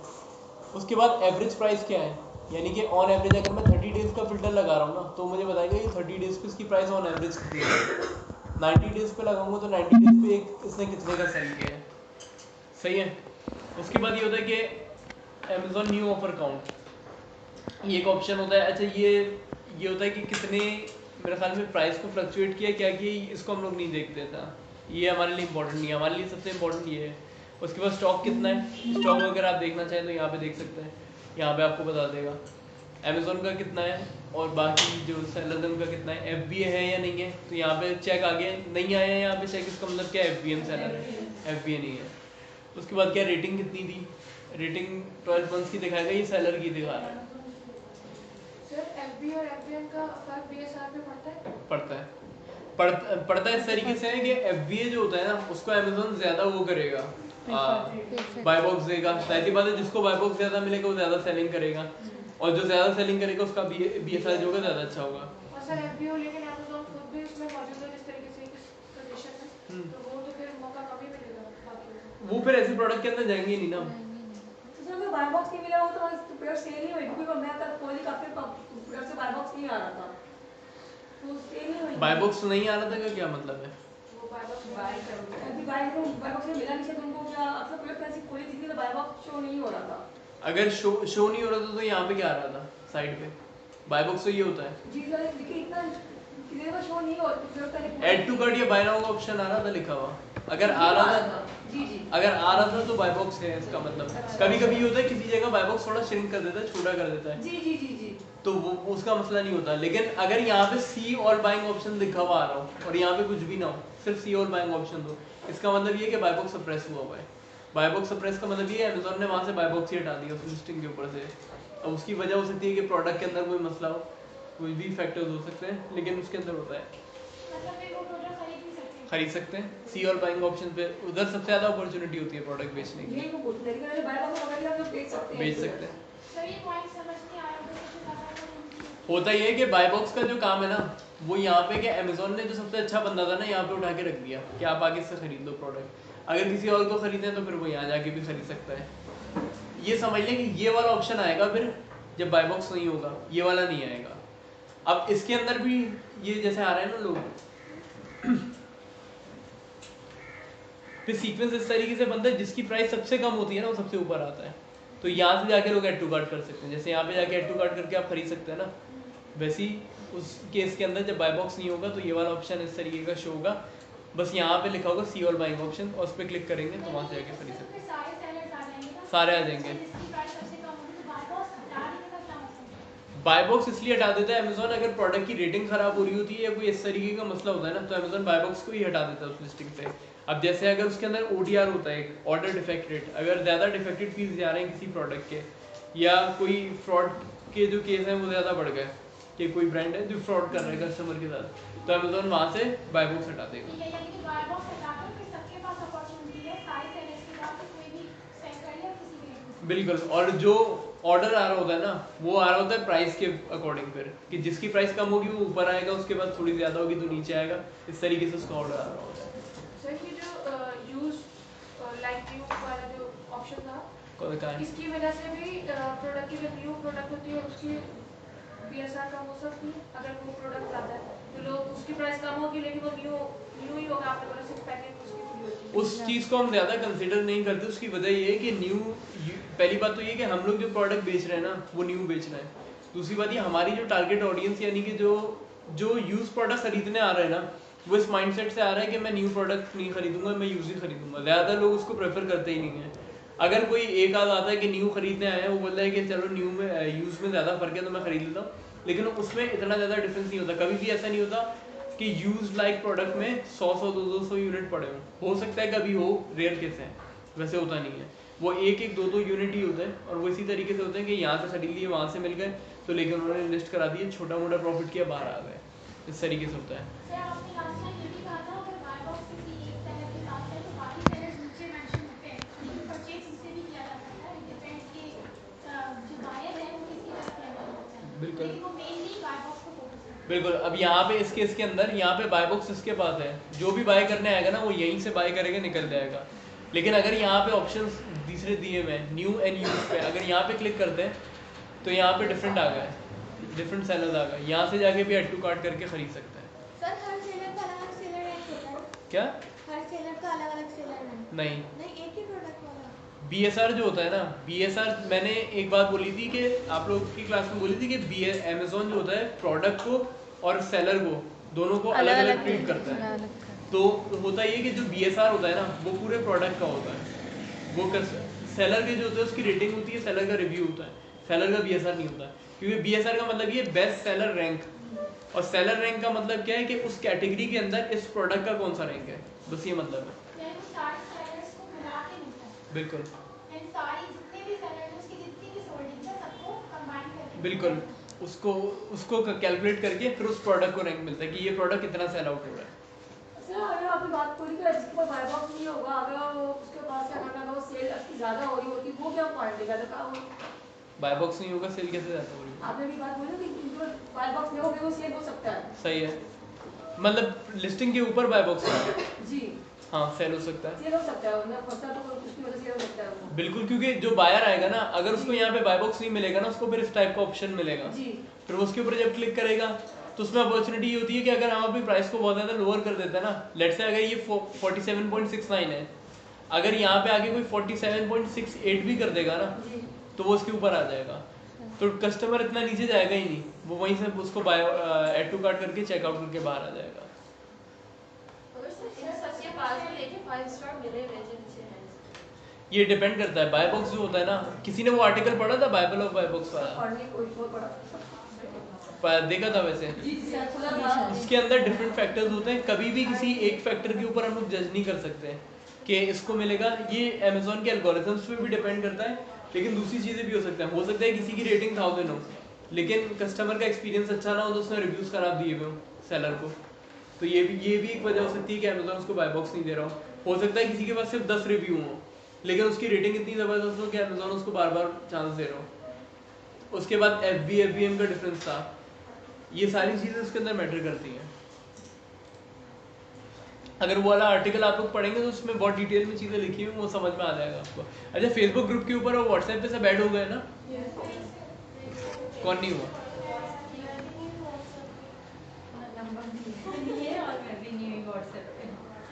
अच्छा अच्छा, वो आप या तो लिंक दे दिएगा इनको, लिंक दे दूँगी। फेसबुक पे ऐड है ना, तो फेसबुक पे भी क्या बताते हैं सर, सुबह फेसबुक कौन खोले सर, महीने में एक बार मुश्किल होता है फेसबुक खोलना। अभी ऐड ग्रुप के लिए तो खोलना है, क्योंकि फेसबुक के ऊपर ही सारी स्लाइड्स वगैरह अपलोड की हुई हैं। लास्ट क्लास की तो मैंने कर दी थी, ये वाली मैं कर दूंगा, ठीक है। अच्छा, कीपा जो है इसको बहुत ज़्यादा डिटेल के अंदर देखना पड़ेगा हमें। अभी सिर्फ हम लोगों ने BSR को टच किया है, अब मैं बाकी के जितने भी ऑप्शन हैं वो उसकी तरफ जा रहा हूँ, ठीक है। BSR सबसे ज़्यादा इंपॉर्टेंट होता है, इसलिए उस पर पूरी क्लास लगाई है, ऑलमोस्ट पूरी भी नहीं लगाई, 1.5 क्लास लगाई है, एक और आधी, सही है। BSR में किसी का कोई सवाल है? क्योंकि सारे ऑप्शंस कीपा के हम लोग दोबारा देखेंगे, कीपा जितना ज़्यादा स्ट्रांग होगा प्रोडक्ट रिसर्च उतनी अच्छी होगी, सही है, क्लियर है? यस। अच्छा, अब अगली चीज़ ये, पहला ऑप्शन यहाँ पे कीपा के अंदर ही हम लोग आ गए, ये करा हुआ था सेल्स रैंक का, जिसके ऊपर हम लोग इतने टाइम से डिस्कशन कर रहे थे। अब यहाँ से मैंने बताया था कि इसको ऑफ भी कर सकते हैं, यहाँ पे चाहे तो किसी भी फिल्टर को ऑन कर सकते हैं। अब ये अगला कॉलम जो हमें दिखाता है ये होता है बाय बॉक्स का। बाय बॉक्स क्या होता है कि बाय बॉक्स की एक प्राइस होती है। बाय बॉक्स प्राइस का मतलब क्या है कि अमेजोन ने एक प्रोडक्ट के ट्रेंड के हिसाब से एक प्राइस सेट कर देता है उसके एल्गोरिथम्स कि इस प्रोडक्ट की बाय बॉक्स प्राइस इतनी होनी चाहिए। अगर इस प्राइस के अंदर हमारी प्राइस आ रही होगी तो इसका मतलब क्या है कि हमें बाय बॉक्स मिल जाएगा, लेकिन अगर इस प्राइस के अंदर नहीं आ रही होगी तो हमें नहीं मिलेगा। क्या अब जैसे 43.99 है, सही। अच्छा अगर मैं मिसाल देता हूँ, अगर मैं इसकी प्राइस 44 कर दूँ, सिर्फ मैंने 0.1 से बढ़ाई है, बल्कि 0.01 बढ़ाई है, 44 अगर मैं इसकी प्राइस कर देता हूँ, मुझे बाय बॉक्स मिलेगा नहीं मिलेगा? नहीं मिलेगा, नहीं मिलेगा, नहीं मिलेगा सर। कौन बोल रहा है मिलेगा, कौन बोल रहा है नहीं मिलेगा? सर नहीं मिलेगा, क्यों नहीं मिलेगा? क्योंकि प्राइस हाई कर दी ना हमने। सही है। अच्छा अगर मैं इसकी प्राइस जो है, ये बात सही है, अगर मैं प्राइस इसकी बढ़ा दूंगा ना 0.01 से भी नहीं मिलेगा, लेकिन अगर मैं इसकी प्राइस है 43.99 के बजाय 43.98 कर देता हूँ, मिल जाएगा? मिल जाएगा सर, पर रेंज के अंदर है ना, पर वो भी हो सकता है लास्ट में मिले, क्या पता आपसे कम भी हो पहले से। सही है, ठीक है, लेकिन बाय बॉक्स मिल जाएगा इतनी प्राइस के ऊपर। अच्छा अब मैं अगर इसकी प्राइस कर देता हूँ $20 कर दी, मुझे बहुत ही कोई ना 80-90% ऑफ में मिल गया। कोई सेलर था जो अपनी इन्वेंट्री बस निकाल रहा था, वो परेशान आ गया था अमेजोन से, मैंने उससे ले ली, मैंने इसकी प्राइस कर दी $20, मिल जाएगा मुझे? क्यों नहीं मिलेगा? प्राइस मिल जाएगा ना, कम है भी तो फिर तो क्या हुआ? पर रोटेट सेल्स होके पे मिलेगा। इफेक्ट पड़ेगा। कस तो उससे क्या हुआ? इससे अमेज़न की खुद की सेल्स पे भी इफेक्ट हो सकता है। अमेजोन बेच ही नहीं रहा अभी ये प्रोडक्ट, अमेजोन बेच ही नहीं रहा, दूसरे फिर सेलर्स तो बेच रहे हैं, आपको फिर क्या मिलेगा करेंगे? जिसका काम होगा। तो ये अभी स्टॉक मिल गया, लेकिन फ्यूचर में जरूरी थोड़ी आपके पास यही है। इस केस के अंदर जो मैंने बोला ना $20 वाली, इसके अंदर बाय बॉक्स भी नहीं मिलेगा और अमेजोन वार्निंग भी दे देगा। वार्निंग क्यों देगा? वो बोलेगा कि तुम मार्केट खराब कर रहे हो। बिल्कुल, लोग जो मार्केट खराब करते हैं ना अमेजोन के अंदर, उसका तरीका ये होता है जैसे $43 की बेच रहे हैं ना, 44 की बेच रहे हैं, $1 कम कर दिया, उसके ऊपर बेचते रहेंगे, सेल्स हिस्ट्री बन गई, फिर $1 और कम कर दिया। लेकिन अगर एकदम आपने उठा के प्राइस कम कर दी बहुत ज्यादा, अमेजोन के एल्गोरिथम्स पकड़ लेते हैं, अकाउंट पे वार्निंग आ जाती है। सर पर फिर इतना ज़्यादा रेंज भी तो आ गया ना बीच में, फिर पूरे प्रोडक्ट पे सब पे ही इफेक्ट पड़ गया। सब पे इफेक्ट पड़ता है। वो बोलते हैं कि ज़्यादा मार्केट को ना कैप्चर करने की कोशिश कर रहे हैं, कोई अनएथिकल प्रैक्टिस है। और कभी कभी तो ये होता है कि वार्निंग नहीं आती, कभी कभी तो अकाउंट भी सस्पेंड कर देता है वो। आप 44 अगर इसकी प्राइस है, लेट्स से 43.99 है ना, आप इसकी मैक्सिमम जो नीचे लिमिट है, नहीं 40 तक ले जाएं इसको, प्रॉफिट लॉस से अमेज़न को फर्क नहीं पड़ता। आपने प्रोडक्ट खरीदा, ठीक है, उसकी एक्चुअल कॉस्ट ही 43 आ रही है, तो आप 43 तो मैक्सिमम रखोगे ना उसकी कॉस्ट। बिल्कुल, लेकिन कभी कभी ये भी डिपेंड करता है ना, अगर हम ब्रांड से, लेट्स से हमें प्रोडक्ट ब्रांड से मिल रही है, हाँ डायरेक्ट मिल रही है, तो डायरेक्ट मिल आपको रही है, होलसेल पे दे रहा है। बाकी जिसको मिल रही है वो डिस्ट्रीब्यूटर से मिल रही है या कहीं और से ले रहा है, तो जाहिर बात है हमारी जो कॉस्ट होगी वो तो बहुत कम होगी ना, यानी हमारा प्रॉफिट मार्जिन बढ़ जाएगा, और प्रॉफिट मार्जिन जितना बढ़ेगा हम कॉस्ट को उतना कम कर सकते हैं। कस्टमर के अंदर भी डाउट आ जैसे कस्टमर को मालूम है मार्केट में इतनी प्राइस चल रही है इस चीज़ के और ये बहुत ही कम प्राइस है। ये हो सकता है, लेकिन लोग ज़्यादातर होता क्या है, लोग ऐसे मौकों पे बोलते हैं रिस्क लेके देख लेते हैं। उसकी वजह पता है क्या है कि अगर $20 पे मैंने उसके साथ कोई फ्रॉड कर दिया ना, पहली बात तो ये FB किया हुआ होगा तो फ्रॉड का कोई चांस ही नहीं है, लेकिन अगर मैंने फ्रॉड कर दिया उसके साथ तो उसमें ये होता है कि फिर अमेज़ॉन जो होता है ना वो अपने कस्टमर को रिकवर करवा देता है, अमेज़ॉन लॉस नहीं होने देता कभी भी कस्टमर का। तो अमेज़ॉन के अंदर यही फायदा है। दराज के अंदर अगर ये केस होगा तो फिर तो कोई भी नहीं खरीदेगा, वहाँ पे तो चांस है, लेकिन अमेज़ॉन के अंदर ये चीज़ें नहीं होती। अगर बाय बॉक्स में सेलर ही दो, एक हमें एक हमारा नंबर होगा, उसकी इस रेंज के अंदर आता है, हमने $44 कर दिया तो हमें बाय बॉक्स मिलेगा। अगर $44 कर दी और सेलर ने कितनी की है, दूसरे ने, सेलर की लिमिट के अंदर है 43 है या 43 समथिंग, उसको मिलेगा ना। तो हमें बिल्कुल भी नहीं मिलेगा। ये हो सकता है मिल जाए, ये भी डिपेंड करता है कम मिले, फिर वो अगर हमारे कंपटीशन में आगे ज़्यादा सेलर्स नहीं, वो वही बात है, लेकिन ये फिर अमेज़ॉन डिसाइड करेगा फिर, क्योंकि बाय बॉक्स के अंदर ना एक फैक्टर नहीं होता, मैंने बताया था आपको 2-4 फैक्टर्स होते हैं साथ में काम कर रहे होते हैं, रेटिंग्स कितनी है, बाइंग सेलिंग हिस्ट्री कितनी है, और उसके बाद पॉजिटिव रिव्यूज़ कितने, सारी चीज़ उसके अंदर डिपेंड करती है। वो ये तो रेड लाइन्स की वजह से आ रही है, मैं यहाँ पे कर्सर लेके आता हूँ, यहाँ पे भी आ जाती है। बाकी ये कि यहाँ पे ये कहलाती है बाय बॉक्स प्राइस। अच्छा बाय बॉक्स प्राइस है ना, यहाँ पे स्टेबल दिखा रहा है बड़ी, कि यहाँ पे 43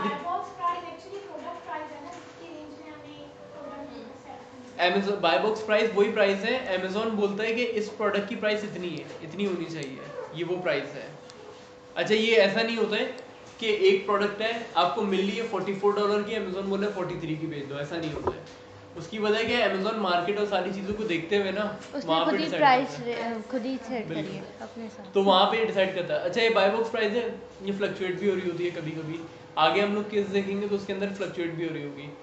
अभी फ्लक्चुएट क्यों हो रही है, कैसे हो रही है, अभी उसकी तरफ मैं नहीं आ रहा, ठीक है। जब प्रोडक्ट हंटिंग के अंदर जाएंगे तो उसको हम लोग और डिटेल में देखेंगे।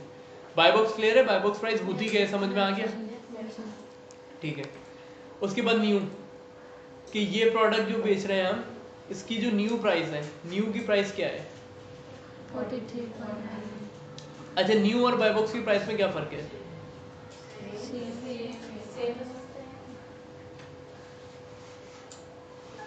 इसका मतलब ये कि ये प्रोडक्ट जब नई कंडीशन में बिक रही है ना, उसकी प्राइस क्या है। अब यहाँ पे दोनों की प्राइस सेम है। होता ये है कि ये भी हो सकता है ना कि अमेजोन ने एक प्रोडक्ट की बाय बॉक्स प्राइस रखी हो 43.99, सही है, और न्यू कंडीशन में जो सेलर बेच रहा हो वो 44 की बेच रहा हो, 41 की बेच रहा हो, मतलब डिफरेंट प्राइस के ऊपर बेच सकता है, ज़्यादा भी बेच सकता है, कम भी बेच सकता है। तो उसमें न्यू की प्राइस अलग शो होगी, बाय बॉक्स की प्राइस होगी अलग शो होगी, ठीक है। ये फिल्टर खाली मैं बता रहा हूँ, सारे फिल्टर हमारे काम के नहीं है, सही है। लेकिन न्यू में आपको बस ये पता चल जाएगा कि न्यू प्रोडक्ट की प्राइस कितनी है, ठीक है। न्यू से ज़्यादा ये फिल्टर हमारे काम नहीं आता, न्यू वाला। हमारे लिए ज़्यादा इंपॉर्टेंट काम क्या है, third party FBA। Third party FBA का मतलब क्या है, जो दूसरा होलसेलर बैठा है ना उसकी, वो दूसरा होलसेलर। दूसरा होलसेलर और उसके साथ FBA है वो डिस्ट्रीब्यूटर। देखिए, जब आपने कीबा खोला है ना, ये प्रोडक्ट खोला है, तो आप कोई भी सेलर हो, कोई भी हो, आप सब बराबर हैं। न्यू थर्ड पार्टी FBA का मतलब क्या है, FBA का मतलब सबको पता है, जी फुलफिल्ड बाय अमेजोन। FBA जिसने अपनी इन्वेंट्री खरीदी हो। थर्ड पार्टी का मतलब पता है, मैंने बोला था एक स्टार्टिंग में बोली थी कि अमेजोन एक मार्केट प्लेस है, जब हम लोग ने पहली क्लास पढ़ी थी। मार्केट प्लेस का मतलब क्या है कि बायर थर्ड पार्टी है, सेलर भी थर्ड पार्टी है। थर्ड पार्टी सेलर का मतलब ये होता है कि ऐसा बंदा जो अमेजोन के ऊपर आके सिर्फ प्रोडक्ट को सेल कर रहा हो, वो थर्ड पार्टी कहलाता है। न्यू थर्ड पार्टी FBA का मतलब क्या है, आसान अल्फाज में बोलूँ आप या आपके जैसे जितने लोग बैठे हैं वो कहलाते हैं न्यू थर्ड पार्टी FBA, सही है। इसकी प्राइस को हम लोग देखते हैं। प्राइस को क्यों देखते हैं, अब ये क्यों इंपॉर्टेंट है कि ये जो प्राइस है 43.99 की बेच रहा है, यानी कि ये जो प्रोडक्ट बेच रहा है, जो FBA करा हुआ है अमेजोन के ऊपर बेच रहा है, समझ में आ रहा है, नहीं आ रहा, किसको नहीं आ रहा और क्या नहीं आ रहा, FBA थर्ड पार्टी बता दो। थर्ड पार्टी समझ नहीं आ रहा, ठीक है। देखिए, अमेजोन के ऊपर बायर अलग होता है, सेलर अलग होता है। जो सेलर FBA करता है अमेजोन के ऊपर प्रोडक्ट को, उस सेलर को बोलते हैं थर्ड पार्टी FBA। ये टर्म यूज होती है शीपा के अंदर, सही है। थर्ड पार्टी FBA का मतलब क्या है कि ये सेलर है जो अमेजोन के ऊपर बेच रहा है, लेकिन थर्ड पार्टी है ये। थर्ड पार्टी का मतलब क्या है कि जाहिर सी बात है, आप अमेजोन के मालिक तो नहीं है ना, आप तो उस जगह पे जाके बेच रहे हैं ना, तो इस वजह से ये टर्म यूज हुई है खाली थर्ड पार्टी FBA। अब ये वाली प्राइस दिखाता है कि थर्ड पार्टी FBA जो इस प्राइस को बेच रहा है ना, यानी कि हमसे मतलब ये हमारे जैसे लोग, जैसे कि जो भी FBA कर रहा होगा, जो मैंने डिफरेंट बोलता हूँ होलसेल के अंदर डिफरेंट सेलर्स होते हैं, वो सबके सब क्या कहलाते हैं, थर्ड पार्टी FBA। अब यहाँ पे मैं ये देख रहा हूँ कि ठीक है, यहाँ पे जो बाकी होलसेलर हैं वो भी कितनी प्राइस पे बेच रहे हैं, 43.99। अब यहाँ से अगर मैं बाय बॉक्स का फिल्टर ऑन कर देता हूँ तो मुझे ये भी पता चल जाएगा कि ठीक है, बाय बॉक्स प्राइस भी इतनी है, बेच भी इतने पर रहे हैं। इसका मतलब क्या है कि इस प्रोडक्ट को इतनी प्राइस पे बेचना पॉसिबल है, तभी तो बेच रहे हैं। अगर जाहिर सी बात है, सोर्सिंग अगर उनको पीछे से महंगी मिल रही होगी तो इसकी क्यों रेट भी बेचेंगे, ऊपर हो जाएगा, बिल्कुल। तो इसकी जो प्राइस होगी, प्राइसेस के अंदर चेंज आ जाएगा, सही। यहाँ पे नहीं आ रहा। अच्छा, यहाँ आने की एक वजह तो ये है, यहाँ पे सेलर एक ही बैठा हुआ है, लेकिन सर अभी उस डिटेल में नहीं जा रहे, बेसिक्स वही है, समझ में आ रहा है जी। तो थर्ड पार्टी FBA की जो प्राइस होती है ना, वो बाय बॉक्स से मैच हो रही है या नहीं हो रही। अगर नहीं हो रही, लेट से क्या, अगर थर्ड पार्टी की प्राइस मैं देख रहा हूँ यहाँ पे कितनी है, 43.99। थर्ड पार्टी की मैंने प्राइसेस सब कुछ करके देख लिया और मेरे पर प्राइस ही वो शो कर रहा है 46 47 शो कर रहा है, बहुत ज़्यादा डिफरेंस आ रहा है, बहुत महंगी बेच रहे हैं। इसका मतलब क्या है, नहीं मिलेगा। इसका मतलब ये कि एक प्रोडक्ट है जो अमेजोन बोल रहे हैं सस्ता बेचो, लेकिन वो प्रोडक्ट ऐसा है जो सस्ता बिक ही नहीं सकता। तो इसका मतलब क्या है कि उसकी सोर्सिंग जो है वो मुश्किल हो जाएगी, समझ आ रहा है। यस यानी कि बाय बॉक्स की प्राइस दूसरी है, जी। लेकिन वो जो प्राइस है ना, वो मुझे नहीं मिल रही है, वो सेलर्स को मिल नहीं पा रही है कि उनकी कॉस्ट भी कवर हो जाए। तो इसका मतलब ये कि चांसेस ये है कि इस प्रोडक्ट के अंदर लॉस हो जाए। बाय बॉक्स के चक्कर में। तो सर अमेज़न को तो खुद मार्केटिंग का मालूम है ना सारा, तो वो क्यों इस तरह बोलेंगे? अमेज़न एल्गोरिथम्स के हिसाब से चलता है। हो सकता है कोई आया हो पहले, कोई 2-4 सेलर्स आए हो, या ब्रांड खुद इस लिस्टिंग के ऊपर सेल कर रहा हो। लिस्टिंग के ऊपर कभी-कभी क्या होता है, ब्रांड खुद सेलिंग कर रहा होता है, फिर निकल जाता है बाहर। अब ब्रांड जो कर रहा होगा, ब्रांड की कॉस्ट बहुत कम होगी, तो ब्रांड ने जो सेट कर दिया होगा ना इस लिस्टिंग को, वो इस हिसाब से किया होगा कि प्राइस यही होनी चाहिए। लेकिन जब नए सेलर आके ब्रांड से करना है, तो ऐसी बात है ब्रांड बीच में इन्वॉल्व हो गया ना, ब्रांड अपना प्रॉफिट भी रखेगा, तो जब वो अपना प्रॉफिट रख रहा है तो कॉस्ट बढ़ जाएगी। तो उसमें ये होता है कि फिर ये आगे जाके सेट हो जाती है। अभी बेसिक चीज़ ये है कि ये कॉन्सेप्ट समझ में आना चाहिए। अभी हम लोग प्रोडक्ट हंटिंग नहीं कर रहे, अभी इसकी साइंस भी नहीं देख रहे हम लोग। ये जब हम लोग डिटेल के अंदर स्टडी करेंगे ना, उस वक्त होगा। अभी खाली ये चीज़ समझ आनी चाहिए कि कौन सा बटन क्या है। ये क्लियर हो रहा है? Yes sir. Third party FB जी, क्लियर है ना? क्लियर है। थर्ड पार्टी एफबी क्या होता है? हम लोग होते हैं जो होलसेलर पे होते हैं, जो भी सेलर अमेज़न के ऊपर बेच रहा होता है और एफबी कर रहा होता है, थर्ड पार्टी सेलर होता है, ठीक है। अच्छा, न्यू प्राइम एक्सक्लूसिव, ये प्राइम की डील्स वगैरह होती हैं, इससे हमारा कोई काम नहीं है। थर्ड पार्टी और सिर्फ न्यू में क्या डिफरेंस? न्यू में ये डिफरेंस है, न्यू जो होता है ना, न्यू के अंदर फिर समझे कि जो प्रोडक्ट है ना उसके अंदर एफबी एफबीएम दोनों आ गए, इसलिए न्यू से मैंने बोला था हमारा कोई काम नहीं है। हमारे लिए मेन चीज़ जो है वो थर्ड पार्टी एफबी है, ठीक है। उसके बाद न्यू प्राइम एक्सक्लूसिव आ गया। न्यू प्राइम एक्सक्लूसिव आ गया, यहाँ से भी हमारा सच कोई काम नहीं है। Buy box used, buy box used का मतलब क्या है कि वो प्रोडक्ट, ये वो बाय बॉक्स प्राइस दिखा रहा है जो यूज प्रोडक्ट की है। यानी कि जो मैंने बताया था ना पीछे एग्जांपल दी थी कि वो न्यू था, यूज लाइक न्यू वाला जो ऑप्शन आ रहा था, तो उसके अंदर वो उसकी प्राइस दिखा रहा है, तो उससे भी हमारा कोई लेना देना नहीं है। क्यों? क्योंकि हमारी वो टारगेट ऑडियंस ही नहीं है। हम नई प्रोडक्ट खरीद के नई प्रोडक्ट बेच रहे हैं, यूज से हमारा कोई काम नहीं है। सर ये जो आपने एग्जांपल दी थी यूज प्रोडक्ट की, आपने कहा था किसी मतलब कस्टमर ने परचेज किया और देन उसको बोला ऐसे ही वापस कर देता, तो वापसी की इसके लिए रिटर्न की कोई पॉलिसी थी अपनी कस्टमर के लिए? रिटर्न पॉलिसी होती है ना, वैसे 90 डेज की होती है, 90 डेज के अंदर वो रिटर्न कर सकता है, without any reason? Without reason भी कर सकते हैं, बोलते कलर अच्छा नहीं लगा, तो उसके चार्जेस नहीं होते, चार्जेस उसके चार्जेस नहीं होते, मतलब लेकिन ये होता है कि प्रोडक्ट की प्राइस कम हो जाती है। क्योंकि अगर प्रोडक्ट का बॉक्स खुल गया तो उसके बाद अगर अमेज़न उसको खुद सेल करेगा दोबारा, तो वो आपसे खरीदेगा, तो जाहिर बात है प्रोडक्ट की जो कॉस्ट होगी उस पर तो नहीं खरीदेगा। अगर आप उसको रिटर्न करा के अपने वेयर हाउस में भिजवा दें तो वो भी एक एडिशनल कॉस्ट है कि पहले वेयर हाउस जाएगा, फिर दोबारा बॉक्स चेंज होगा, दोबारा बैग हो गया आएगा, लॉस तो फिर सेलर को होगा ना? इसका सेलर को लॉस होगा। सर एक चीज़ और, अगर हमने जैसे चाइना से ऑर्डर मंगा लिया है और डायरेक्ट हमने अपने वेयर हाउस में पहुंचा दिया और ऑर्डर कस्टमर के पास जाता है, मतलब सही नहीं निकलता, वो पूरा का पूरा स्टॉक मतलब चेंज होता है, तो फिर किसके ऊपर आता है और क्या होता है? पहली बात तो ये होती है कि ये तो प्राइवेट लेवल का मॉडल है जो आप बोल रही है ना कि चाइना से मंगाते हैं। मैंने नहीं तो होलसेलर में भी तो हम होलसेल के चाइना अंदर से हम लोग कंपनी ज्यादातर जो करते हैं ना वो यूएसए के अंदर बेचते हैं, तो यूएसए से ही खरीदते हैं, सही है। दूसरी बात ये होती है कि कभी भी इन्वेंट्री वो होती है ना, चाइना से भी हम लोग कर रहे होते हैं तो इंस्पेक्शन टीम होती है, उसको बोल देते हैं, वो जाके इन्वेंट्री को पूरा इंस्पेक्ट करती है फाइनल पेमेंट से पहले, तो पूरी इन्वेंट्री को इंस्पेक्ट कराते हैं। दूसरी बात ये कि जब वो एफबीए पहुंचेगी तो अमेज़न भी उसको इंस्पेक्ट करेगा। अमेज़न ने अगर इंस्पेक्ट करके उसको क्लियर कर दिया ना, फिर आपका मसला नहीं है। फिर अगर प्रोडक्ट के अंदर कोई डिफेक्ट आता भी है तो आप अमेज़न का क्लेम कर सकते हैं, अमेज़न वो रिफंड कर देता है। अच्छा, न्यू प्राइम एक्सक्लूसिव हमारा काम नहीं है, बाय बॉक्स यूज भी काम नहीं है हमारा, क्योंकि यूज प्रोडक्ट हम बेच नहीं रहे। यूज लाइक न्यू, उसके बाद यूज में भी कंडीशन है, अगर न्यू कंडीशन होगी बिल्कुल ही कि सिर्फ बॉक्स खुला है तो वो इसके अंदर आएगा कि न्यू, ये भी हमारा काम नहीं है। यूज वेरी गुड, यूज हुई भी है, कंडीशन अच्छी है लेकिन, तो ये भी हमारा काम नहीं होगा। यूज गुड, ठीक है, थोड़ी ज़्यादा यूज हुई भी है कि उसका जो ऊपर का कलर वगैरह है वो थोड़ा सा हट गया या कुछ भी हो गया, तो ठीक है यूज गुड के अंदर आएगा, लेकिन नहीं यूज एक्सेप्टेबल, मतलब इतना है कि बस काम चल जाएगा। तो ये इन सारी चीज़ों से और वेयर हाउस डील्स वगैरह से हमारा काम नहीं है। अच्छा, ये जो ऑप्शन होते हैं ना, सबसे ज़्यादा इंपॉर्टेंट इसके अंदर हमारे पास क्या होता है, सेल्स रैंक हो गया, बाय बॉक्स और थर्ड पार्टी, ठीक है। अब कभी कभी ये होता है कि कुछ इसके अंदर एडिशनल आ जाते हैं कि किसी लिस्टिंग के अंदर नहीं आते, जैसे यहाँ पे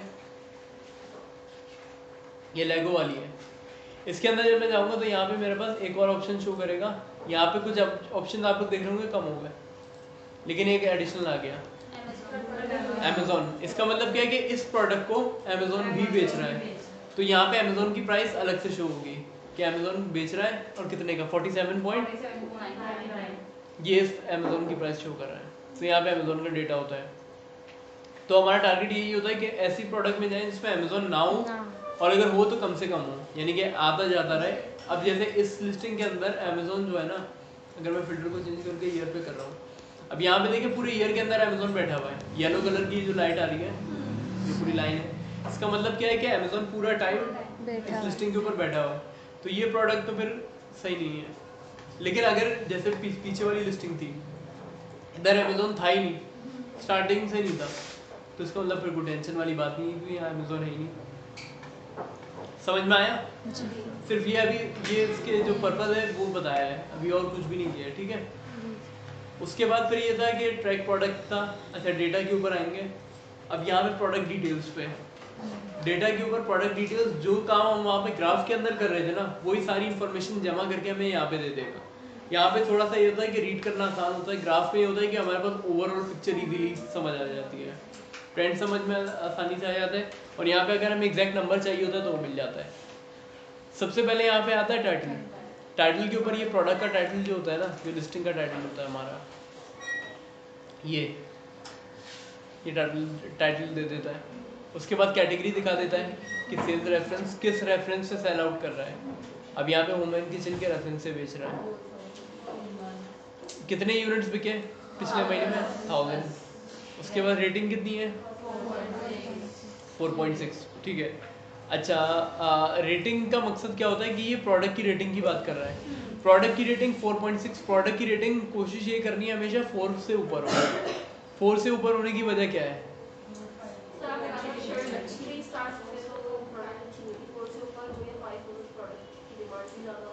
इसकी मैंने एग्जांपल दी थी क्लास में। जब हम करीम या उबर में जा रहे होते हैं तो लोग बोलते हैं कि वो 4 स्टार रेटिंग दे देना, बस सॉरी 5 स्टार रेटिंग दे देना।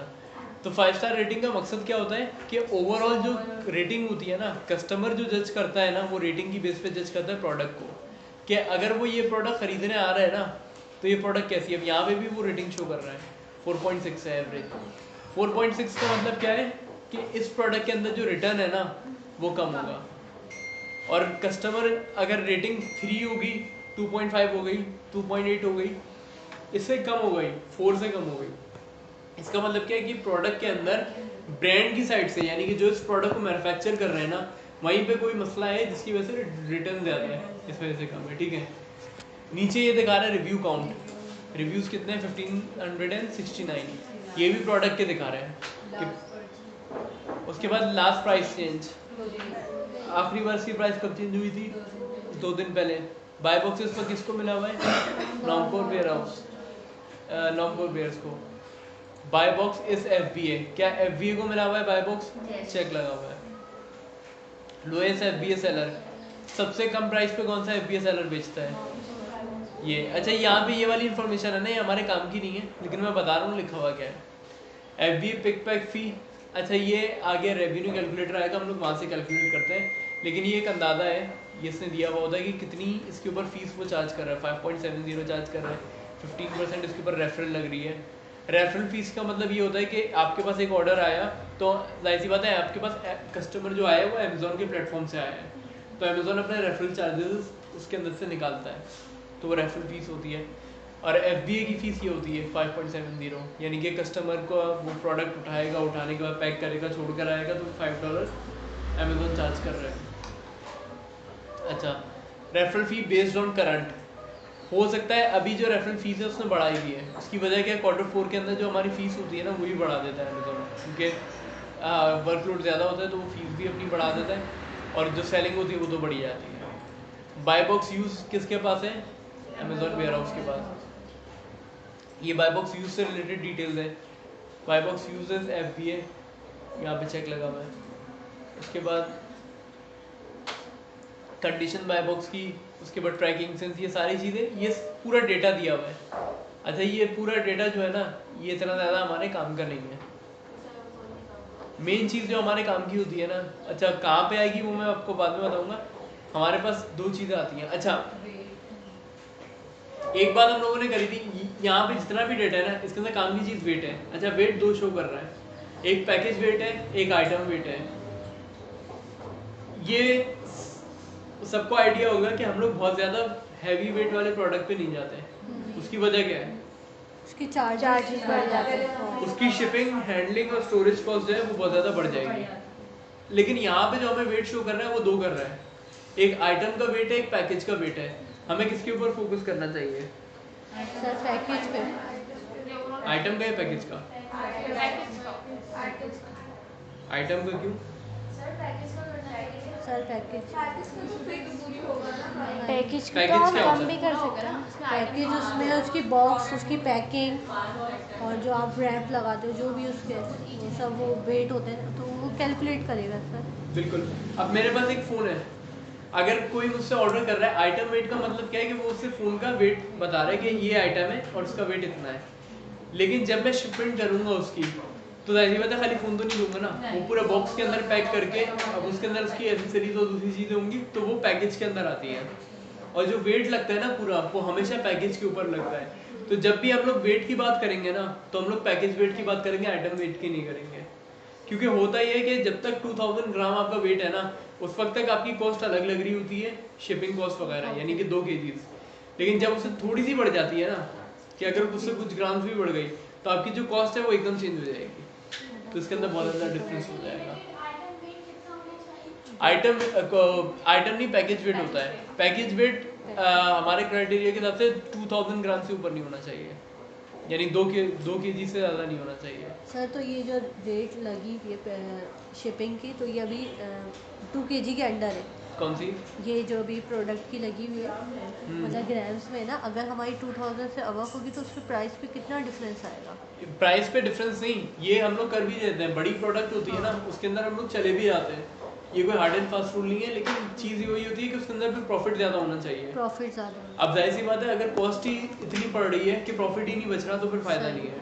तो ये सेफ साइड पे रहने के लिए होता है। उसके बाद राइट साइड पे आ गए, यहाँ पे BSR आप लोग देख चुके हैं। अब यहाँ पे करंट सेल्स रैंक कितना चल रहा है? 7446। 30 डेज का यहाँ पे, 60 डेज का यहाँ पे, 90 डेज का वहाँ पे। मेन चीज़ वही ग्राफ थी, लेकिन अगर आप लोगों को यहाँ से आइडिया लेना तो यहाँ से भी देख सकते हैं कि ठीक है, करंट का भी इतना चल रहा है, 90 डेज का इतना है, 180 का इतना है। तो यहाँ से आप लोगों को अंदाज़ा हो जाता है सेल्स रैंक के अंदर कितना ड्रॉप आ रहा है, क्या आ रहा है। ये डिटेल हमारे लिए इतनी काम की नहीं है, इसको स्किप करना भी चाहे तो कर लें। उसके बाद रिव्यूज़ कितने आ रहे हैं, रिव्यूज़ भी इतने इंपॉर्टेंट नहीं है। क्यों? क्योंकि रिव्यू काउंट जो है हमारे पास यहाँ पे शो कर रहा है, सही है। उसके बाद यहाँ पे buy box current, buy box की जो इस वक्त की प्राइस है वो कितनी है? वो जो हम लोगों ने ग्राफ देखा था बाय बॉक्स वाला, कि इतनी प्राइस है, 43.99 की हमारी प्राइस है। उसके बाद 90 डेज का जो एवरेज है वो इतना है, और 180 डेज के अंदर भी इतना है, यानी कि प्राइस इसकी चेंज नहीं हो रही, प्राइस सेम है। बाय बॉक्स का स्टॉक कितना है, यानी जिसके पास बाय बॉक्स है उसके पास अभी कितना स्टॉक है? 598 प्रोडक्ट उसके पास मौजूद है। उसके बाद यहाँ पे और डिटेल्स आ गई कि ये होता है Amazon 90 days out of stock. Amazon 90 days out of stock. अच्छा, पहले है बाय बॉक्स 90 डेज। इसका मतलब कि जिसके पास बाय बॉक्स है वो 90 डेज के अंदर कितना % आउट ऑफ स्टॉक रहा है? 0%। 0% का मतलब ये कि 90 डेज के अंदर 3 महीने के अंदर एक दिन भी ऐसा नहीं आया कि वो आउट ऑफ स्टॉक गया, वो हमेशा इन स्टॉक रहा है। इसी तरीके से Amazon का आउट ऑफ स्टॉक का मतलब क्या है कि 100% Amazon आउट ऑफ स्टॉक रहा है। मतलब ये कि Amazon ने एक यूनिट भी सेल नहीं किया, 100% आउट ऑफ स्टॉक था 90 डेज के अंदर इस प्रोडक्ट में। तो कोशिश ये करनी चाहिए कि मिनिमम जो होता है 70% आउट ऑफ स्टॉक होना चाहिए, मिनिमम 70% आउट ऑफ स्टॉक हो, और मैक्सिमम ये कि 70 से ऊपर जितना भी अच्छा है। Amazon का आउट ऑफ स्टॉक, क्योंकि Amazon आउट ऑफ स्टॉक का मतलब ये कि Amazon इस प्रोडक्ट को खुद नहीं बेचा उसने। उसके बाद न्यू की प्राइस ये आ गई, करंट की प्राइस ये आ गई। ये बताया था, इतना इम्पोर्टेंट नहीं है। न्यू थर्ड पार्टी, अच्छा ये वही था जो थर्ड पार्टी वाला हम लोगों ने देखा था ना, थर्ड पार्टी एपी है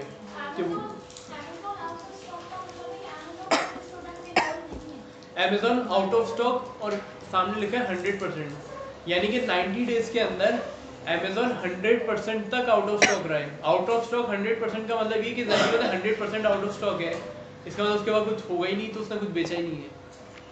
समझ में आया?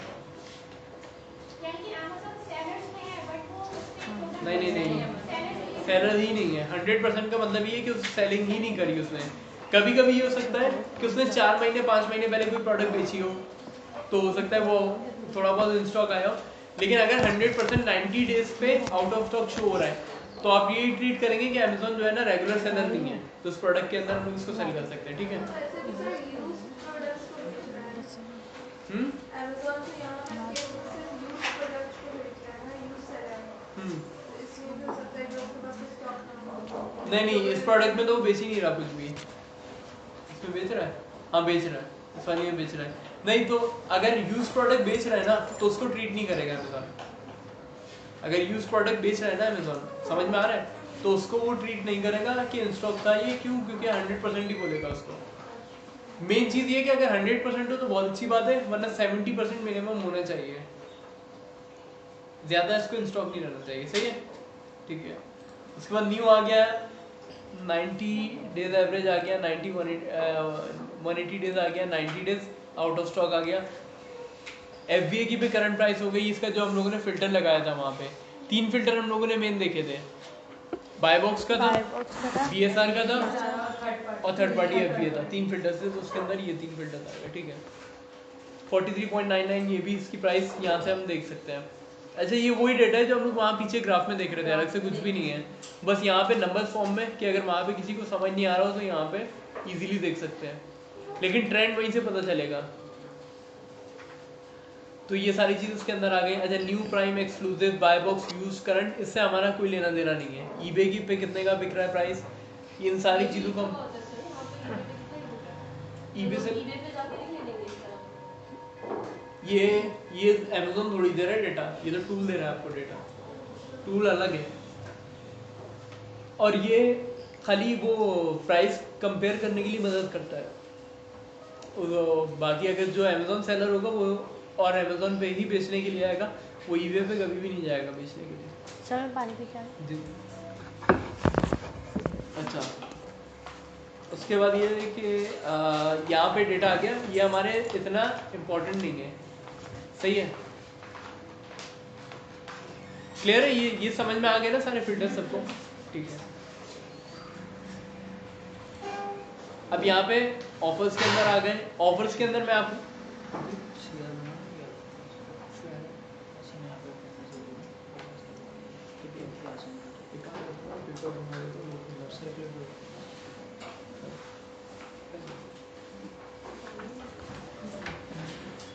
अच्छा, ये आप लोग ना अपनी अटेंडेंस यहाँ पे लगा दिए, प्रेजेंट लगा दिएगा, पी लिख देगा, लेकिन सिर्फ आज की लगाइएगा, पता नहीं 2-4 दिन की लगा। अच्छा, सही है। अब क्या है यहाँ पे ऑफर्स के अंदर, यहाँ पे इस प्रोडक्ट की शो कर रहा होता है कि सेल्स कितनी है, कि टोटल स्टॉक कितना है, एवरेज प्राइस कितनी है। मेन चीज़ जो होती है हमारी, वो यहाँ से हम सेल्स देख सकते हैं कि इस प्रोडक्ट की सेल्स कितनी है। 807 यूनिट 30 दिन के अंदर इसने इस प्रोडक्ट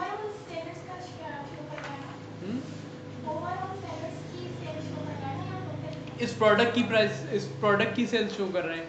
अब इस प्रोडक्ट के ऊपर जितने भी सेलर्स बैठे हुए हैं और जितनों ने जितना भी सेलिंग करी है वो सब शो कर रहा है, ये पूरे प्रोडक्ट की शो कर रहा है। सही है।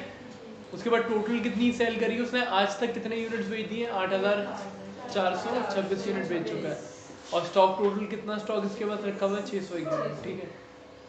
उसके बाद फिर हम आते हैं बाय बॉक्स स्टैटिस्टिक्स के ऊपर। यहाँ से अभी हम लोगों ने इसको देखा था कि बाय बॉक्स कितना किसको मिल रहा है, कैसे रोटेट हो रहा है, ये सारी चीज़ें इधर आती हैं। उसके बाद वेरिएशंस पे, अगर इस प्रोडक्ट की वेरिएशन है, ये भी अभी हम लोग देख चुके हैं कि वेरिएशंस के अंदर ये जिसके पास ये बना हुआ होता है। अच्छा, अब एक मिसाल ये मैंने एक बात बोली है आपको कि वेरिएशन पे एग्जैक्ट नंबर नहीं आता, वेरिएशन की सेल्स का एग्जैक्ट नंबर हमें पता नहीं चलता। क्या मैं इसका एग्जैक्ट नंबर निकाल सकता हूँ या एस्टिमेटेड नंबर निकाल सकता हूँ कि कितने यूनिट सेल हुए हैं कौन सी वेरिएशन के? या मैं मिसाल देता हूँ, ये सारी वेरिएशन है, सबसे ज़्यादा सेल कौन सी हो रही है, दूसरी वाली हो रही है, सेकंड नंबर वाली हो रही है ना। लेकिन सेकंड नंबर के मैं एस्टिमेटेड यूनिट्स निकालना चाह रहा हूँ कि कितने यूनिट्स इसके सेल हुए हैं, वो कैसे निकालूंगा? सर वहाँ पे टोटल नंबर ऑफ सोल्ड लिखे हुए ना, तो उसका हम 49% निकाल लेंगे टोटल नंबर से। पीछे हमने मैं पीछे कर देता हूँ उसको।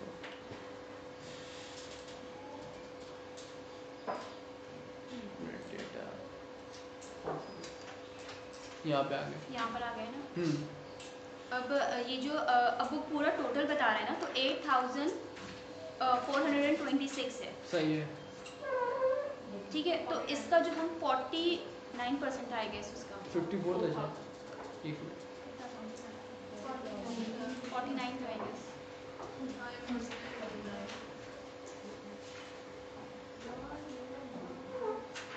हाँ 49 था।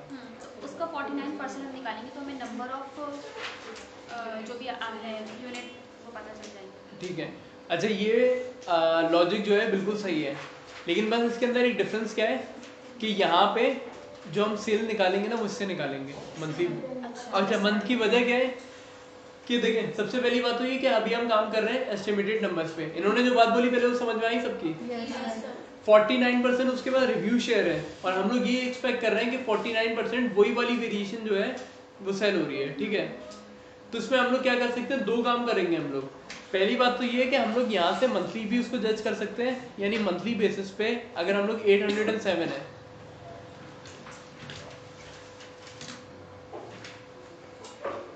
यूनिट उसके सोल्ड आउट हुए हैं और 49% है, डिवाइड बाय 395 यूनिट्स, यानी कि समझ लें 390 या 400 यूनिट्स जो है इसी प्रोडक्ट के सोल्ड हुए हैं, यानी कि इस वेरिएशन के इतने यूनिट्स सेल आउट हुए हैं। ठीक है, क्लियर है? सही है। अच्छा, उसके बाद 49% रिव्यूज हैं, मिनिमम 49 है ना। 49% रिव्यू का मतलब क्या है कि 49% लोगों ने तो 100% खरीदा है, तभी तो रिव्यू दिया है। इसका मतलब क्या है कि इससे ज़्यादा ही होगा जो भी होगा, एस्टिमेट इस नंबर पे करें। ठीक है, तो महीने का इसने कितना बेचा है, तकरीबन 300-400 यूनिट्स। अब टोटल से हम इसको जज करते हैं कि 8,426 multiply by 49 divide by 100, almost 4,000 unit ये इधर भी बेच चुका है टोटल के अंदर। इसका मतलब क्या है कि ये वाली जो प्रोडक्ट है सबसे ज़्यादा सेलिंग। अब ये एस्टिमेटेड नंबर निकालने का तरीका है। अच्छा 49% पे 49% अगर वो रिव्यू शेयर दिखा रहा है, वो तो टोटल दिखा रहा है ना हमें, पूरे जब से प्रोडक्ट स्टार्ट हुआ है तब से लेके आज तक का दिखा रहा है। उसको मैंने मंथ पे क्यों कैलकुलेट किया है, सिर्फ इस पे क्यों नहीं किया? इस पे तो किया, ये तो सही है, लेकिन सिर्फ उसके ऊपर क्यों किया है, महीने के ऊपर क्यों किया है?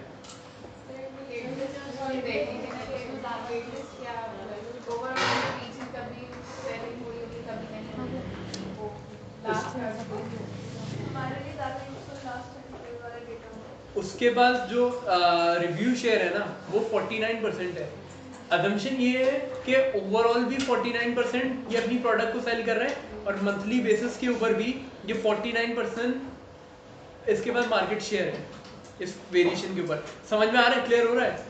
यानी कि एक प्रोडक्ट है, उसकी 4 वेरिएशन हैं, 4 में से मेरे पास डेटा ये बता रहा है मुझे कि 49% है, 49% ये वाली प्रोडक्ट सेल हो रही है।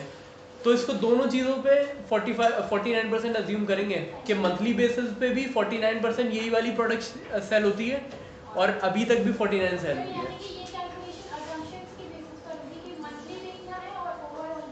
बिल्कुल, क्योंकि अमेज़न जो है ना वेरिएशन पे डेटा नहीं देता, सॉरी टूल जो होता है ना कोई भी वेरिएशन के ऊपर डेटा नहीं देता।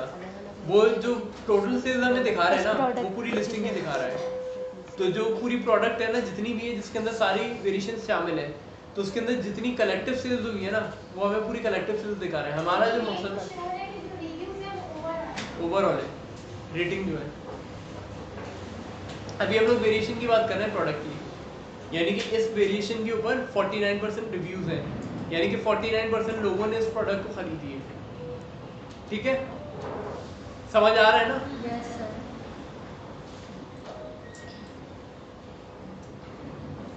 उसके बाद वेरिएशन है, उसके बाद तो यहाँ पे कोई ऐसा इंपॉर्टेंट कॉलम नहीं है। अर्न मनी है, सेटिंग है, ये सेटिंग वेटिंग से हमारा कोई लेना देना नहीं है। बाकी इसके अंदर कीपा के अंदर और कुछ भी नहीं था। अच्छा कीपा के अंदर जो होगा ये चीज़ें आप लोगों को अभी कुछ समझ में आ गई होंगी, शायद कुछ चीज़ें ऐसी हो जो अभी समझ में नहीं आए, लेकिन वो टाइम के साथ थोड़ी थोड़ी सर वो करके प्रैक्टिकल की तरह प्रैक्टिकल करते रहेंगे जितना हम उतना ज़्यादा अच्छा आगे होगा जाके हम ना। लोग जब प्रोडक्ट हंटिंग स्टार्ट करेंगे ना, अभी जी। तो सिर्फ कीपा का ओवरव्यू दिया है, Overview। तो इसी कीपा को हम लोग अब आगे की क्लासेस के अंदर बार बार डिस्कस करते रहेंगे। उसके बाद असाइनमेंट्स भी जब आप लोगों के होंगे ना, उसमें है कि वो चीज़ पक्की हो जाएगी। जी। लेकिन अभी तक सिर्फ बेसिक टर्मिनोलॉजीज और चीज़ों को हम लोगों ने देखा था, अभी हम लोगों ने किसी प्रोडक्ट को एनालाइज नहीं किया। जी। अभी हम लोगों ने सिर्फ ऑप्शंस देखे हैं कि कौन से ऑप्शन का काम क्या होता है, उसका मतलब क्या होता है। अच्छा अटेंडेंस लगा दिएगा आप अपनी, शीट किसके पास है? सही है, वो फिर आगे दे देगा जी।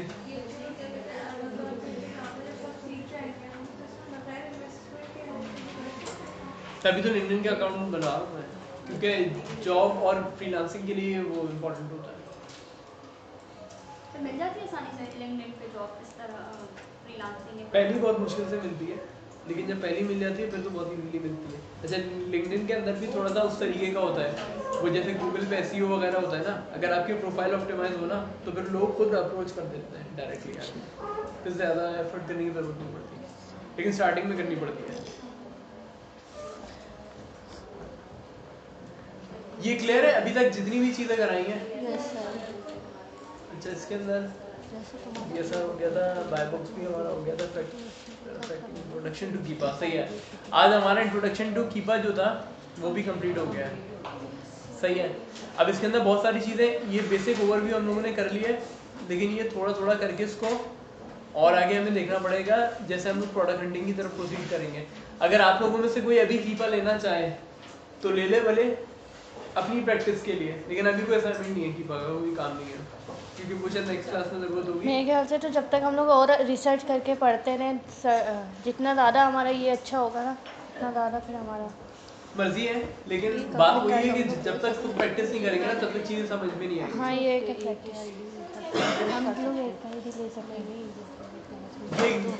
क्लियर हुआ ना, कीपा समझ में आया ना, ग्राफ क्या सारी बोल रही चीजें, हो? बीएसआर क्या होता है, बायोमो पूरी क्लास- स्टैटिस्टिक्स, थर्ड पार्टी पूरी एफबीए। क्लास ले लें, पूरी क्लास एक बाइंडिंग यूज़ करते अगर 100% नहीं आया फिर भी 70 या 60% तो समझ में आया ना, इतना तो आ गया।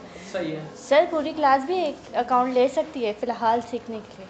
ले सकते हैं। सिर्फ अकाउंट किस चीज़ का? कीपा का? नहीं कीपा का तो सब्सक्रिप्शन होती है, उसमें होता ये है कि कीपा के अंदर ना अभी जो मैं चला रहा हूँ ना ये तो बनो काबिल का है, लेकिन इनका है आईडी पासवर्ड वाला, इसका मसला नहीं होता, ये दो लोग तो चला सकते हैं एक साथ। लेकिन जो टूल प्रोवाइडर आपको देता है ना वो इस तरीके से देता है कि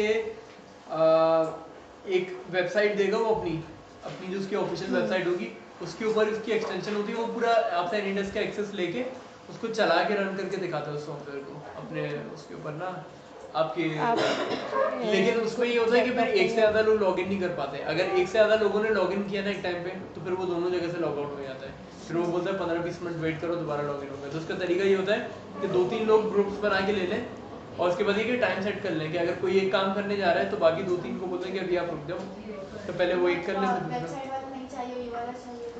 ये महंगा पड़ेगा वैसे ये, और दूसरी बात ये वाला जो मिलेगा ये शायद डायरेक्ट भी खरीद सकते हैं, वरना ये पहले ये मिलता था अब नहीं मिलता ये, अब हर कोई वेबसाइट वाला देता है। कीपा पे डेटा बहुत चोरी होता है क्योंकि कीपा पे ना वो स्ट्राइक जो होती है ना उसकी जो हैकर्स की बहुत ज़्यादा आती है क्योंकि लोग डेटा निकाल लेते हैं कीपा पे से, तो अब इसकी वजह से आता नहीं है। लेकिन अगर कोई दे रहा हो तो फिर वहीं से ले लें, शेयरिंग पे कहीं ना कहीं तो मिल ही रहा होगा। तो अब मिलेगा कहाँ से? ये मैं टूल प्रोवाइडर का नंबर दे दूंगा, ग्रुप के ऊपर डाल दूंगा। बाकी ये कि वो सिर्फ एक है, ज़रूरी नहीं है उन्हीं से लें आप, हो सकता है वो महंगा दे रहा हूँ, तो बेहतर ये कि 2-4 से ना फेसबुक ग्रुप के ऊपर जाएँ किसी भी इनेबलर्स वगैरह के ऊपर और वहाँ पे जाके या तो पोस्ट डाल दें या तो टूल प्रोवाइडर को खुद लिख के सर्च कर लें, वो जो बार होता है ना ऊपर सर्च का सिर्फ टूल प्रोवाइडर कि टूल प्रोवाइडर ग्रुप के ऊपर इनेबलर्स का हो गया, एक्सट्रीम कॉमर्स का हो गया, वहाँ पे मल्टीपल लोग आ जाएंगे, तो वहाँ पे किसी को देख लो जो थोड़ा रिलायबल हो और जो थोड़ा सस्ता दे रहा हो तो वहाँ से लेना। ये हमें कैसे पता चलेगा कि वो रिलायबल है या नहीं? ये फिर लोग बताएंगे, अगर लोगों के रिव्यूज होंगे, कमेंट्स होंगे सही है, अगर बिल्कुल ही फ्रेश है तो फिर नहीं लेगा। क्योंकि फ्रॉड भी कर लेते हैं लोग, पैसे Fraud लेके कर चले लेते जाते हैं।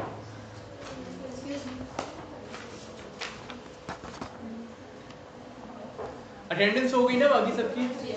सही है।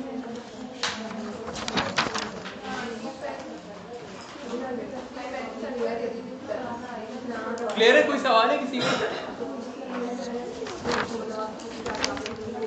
कोई चीज हीलियम 10 भी सही है, लेकिन हीलियम 10 के अंदर तो सारे फंक्शंस नहीं है। हीलियम 10 के अंदर कुछ फंक्शंस हैं, क्योंकि कीफा के अंदर जितनी भी डिटेल्स है ना वो सब नहीं है वहाँ पे।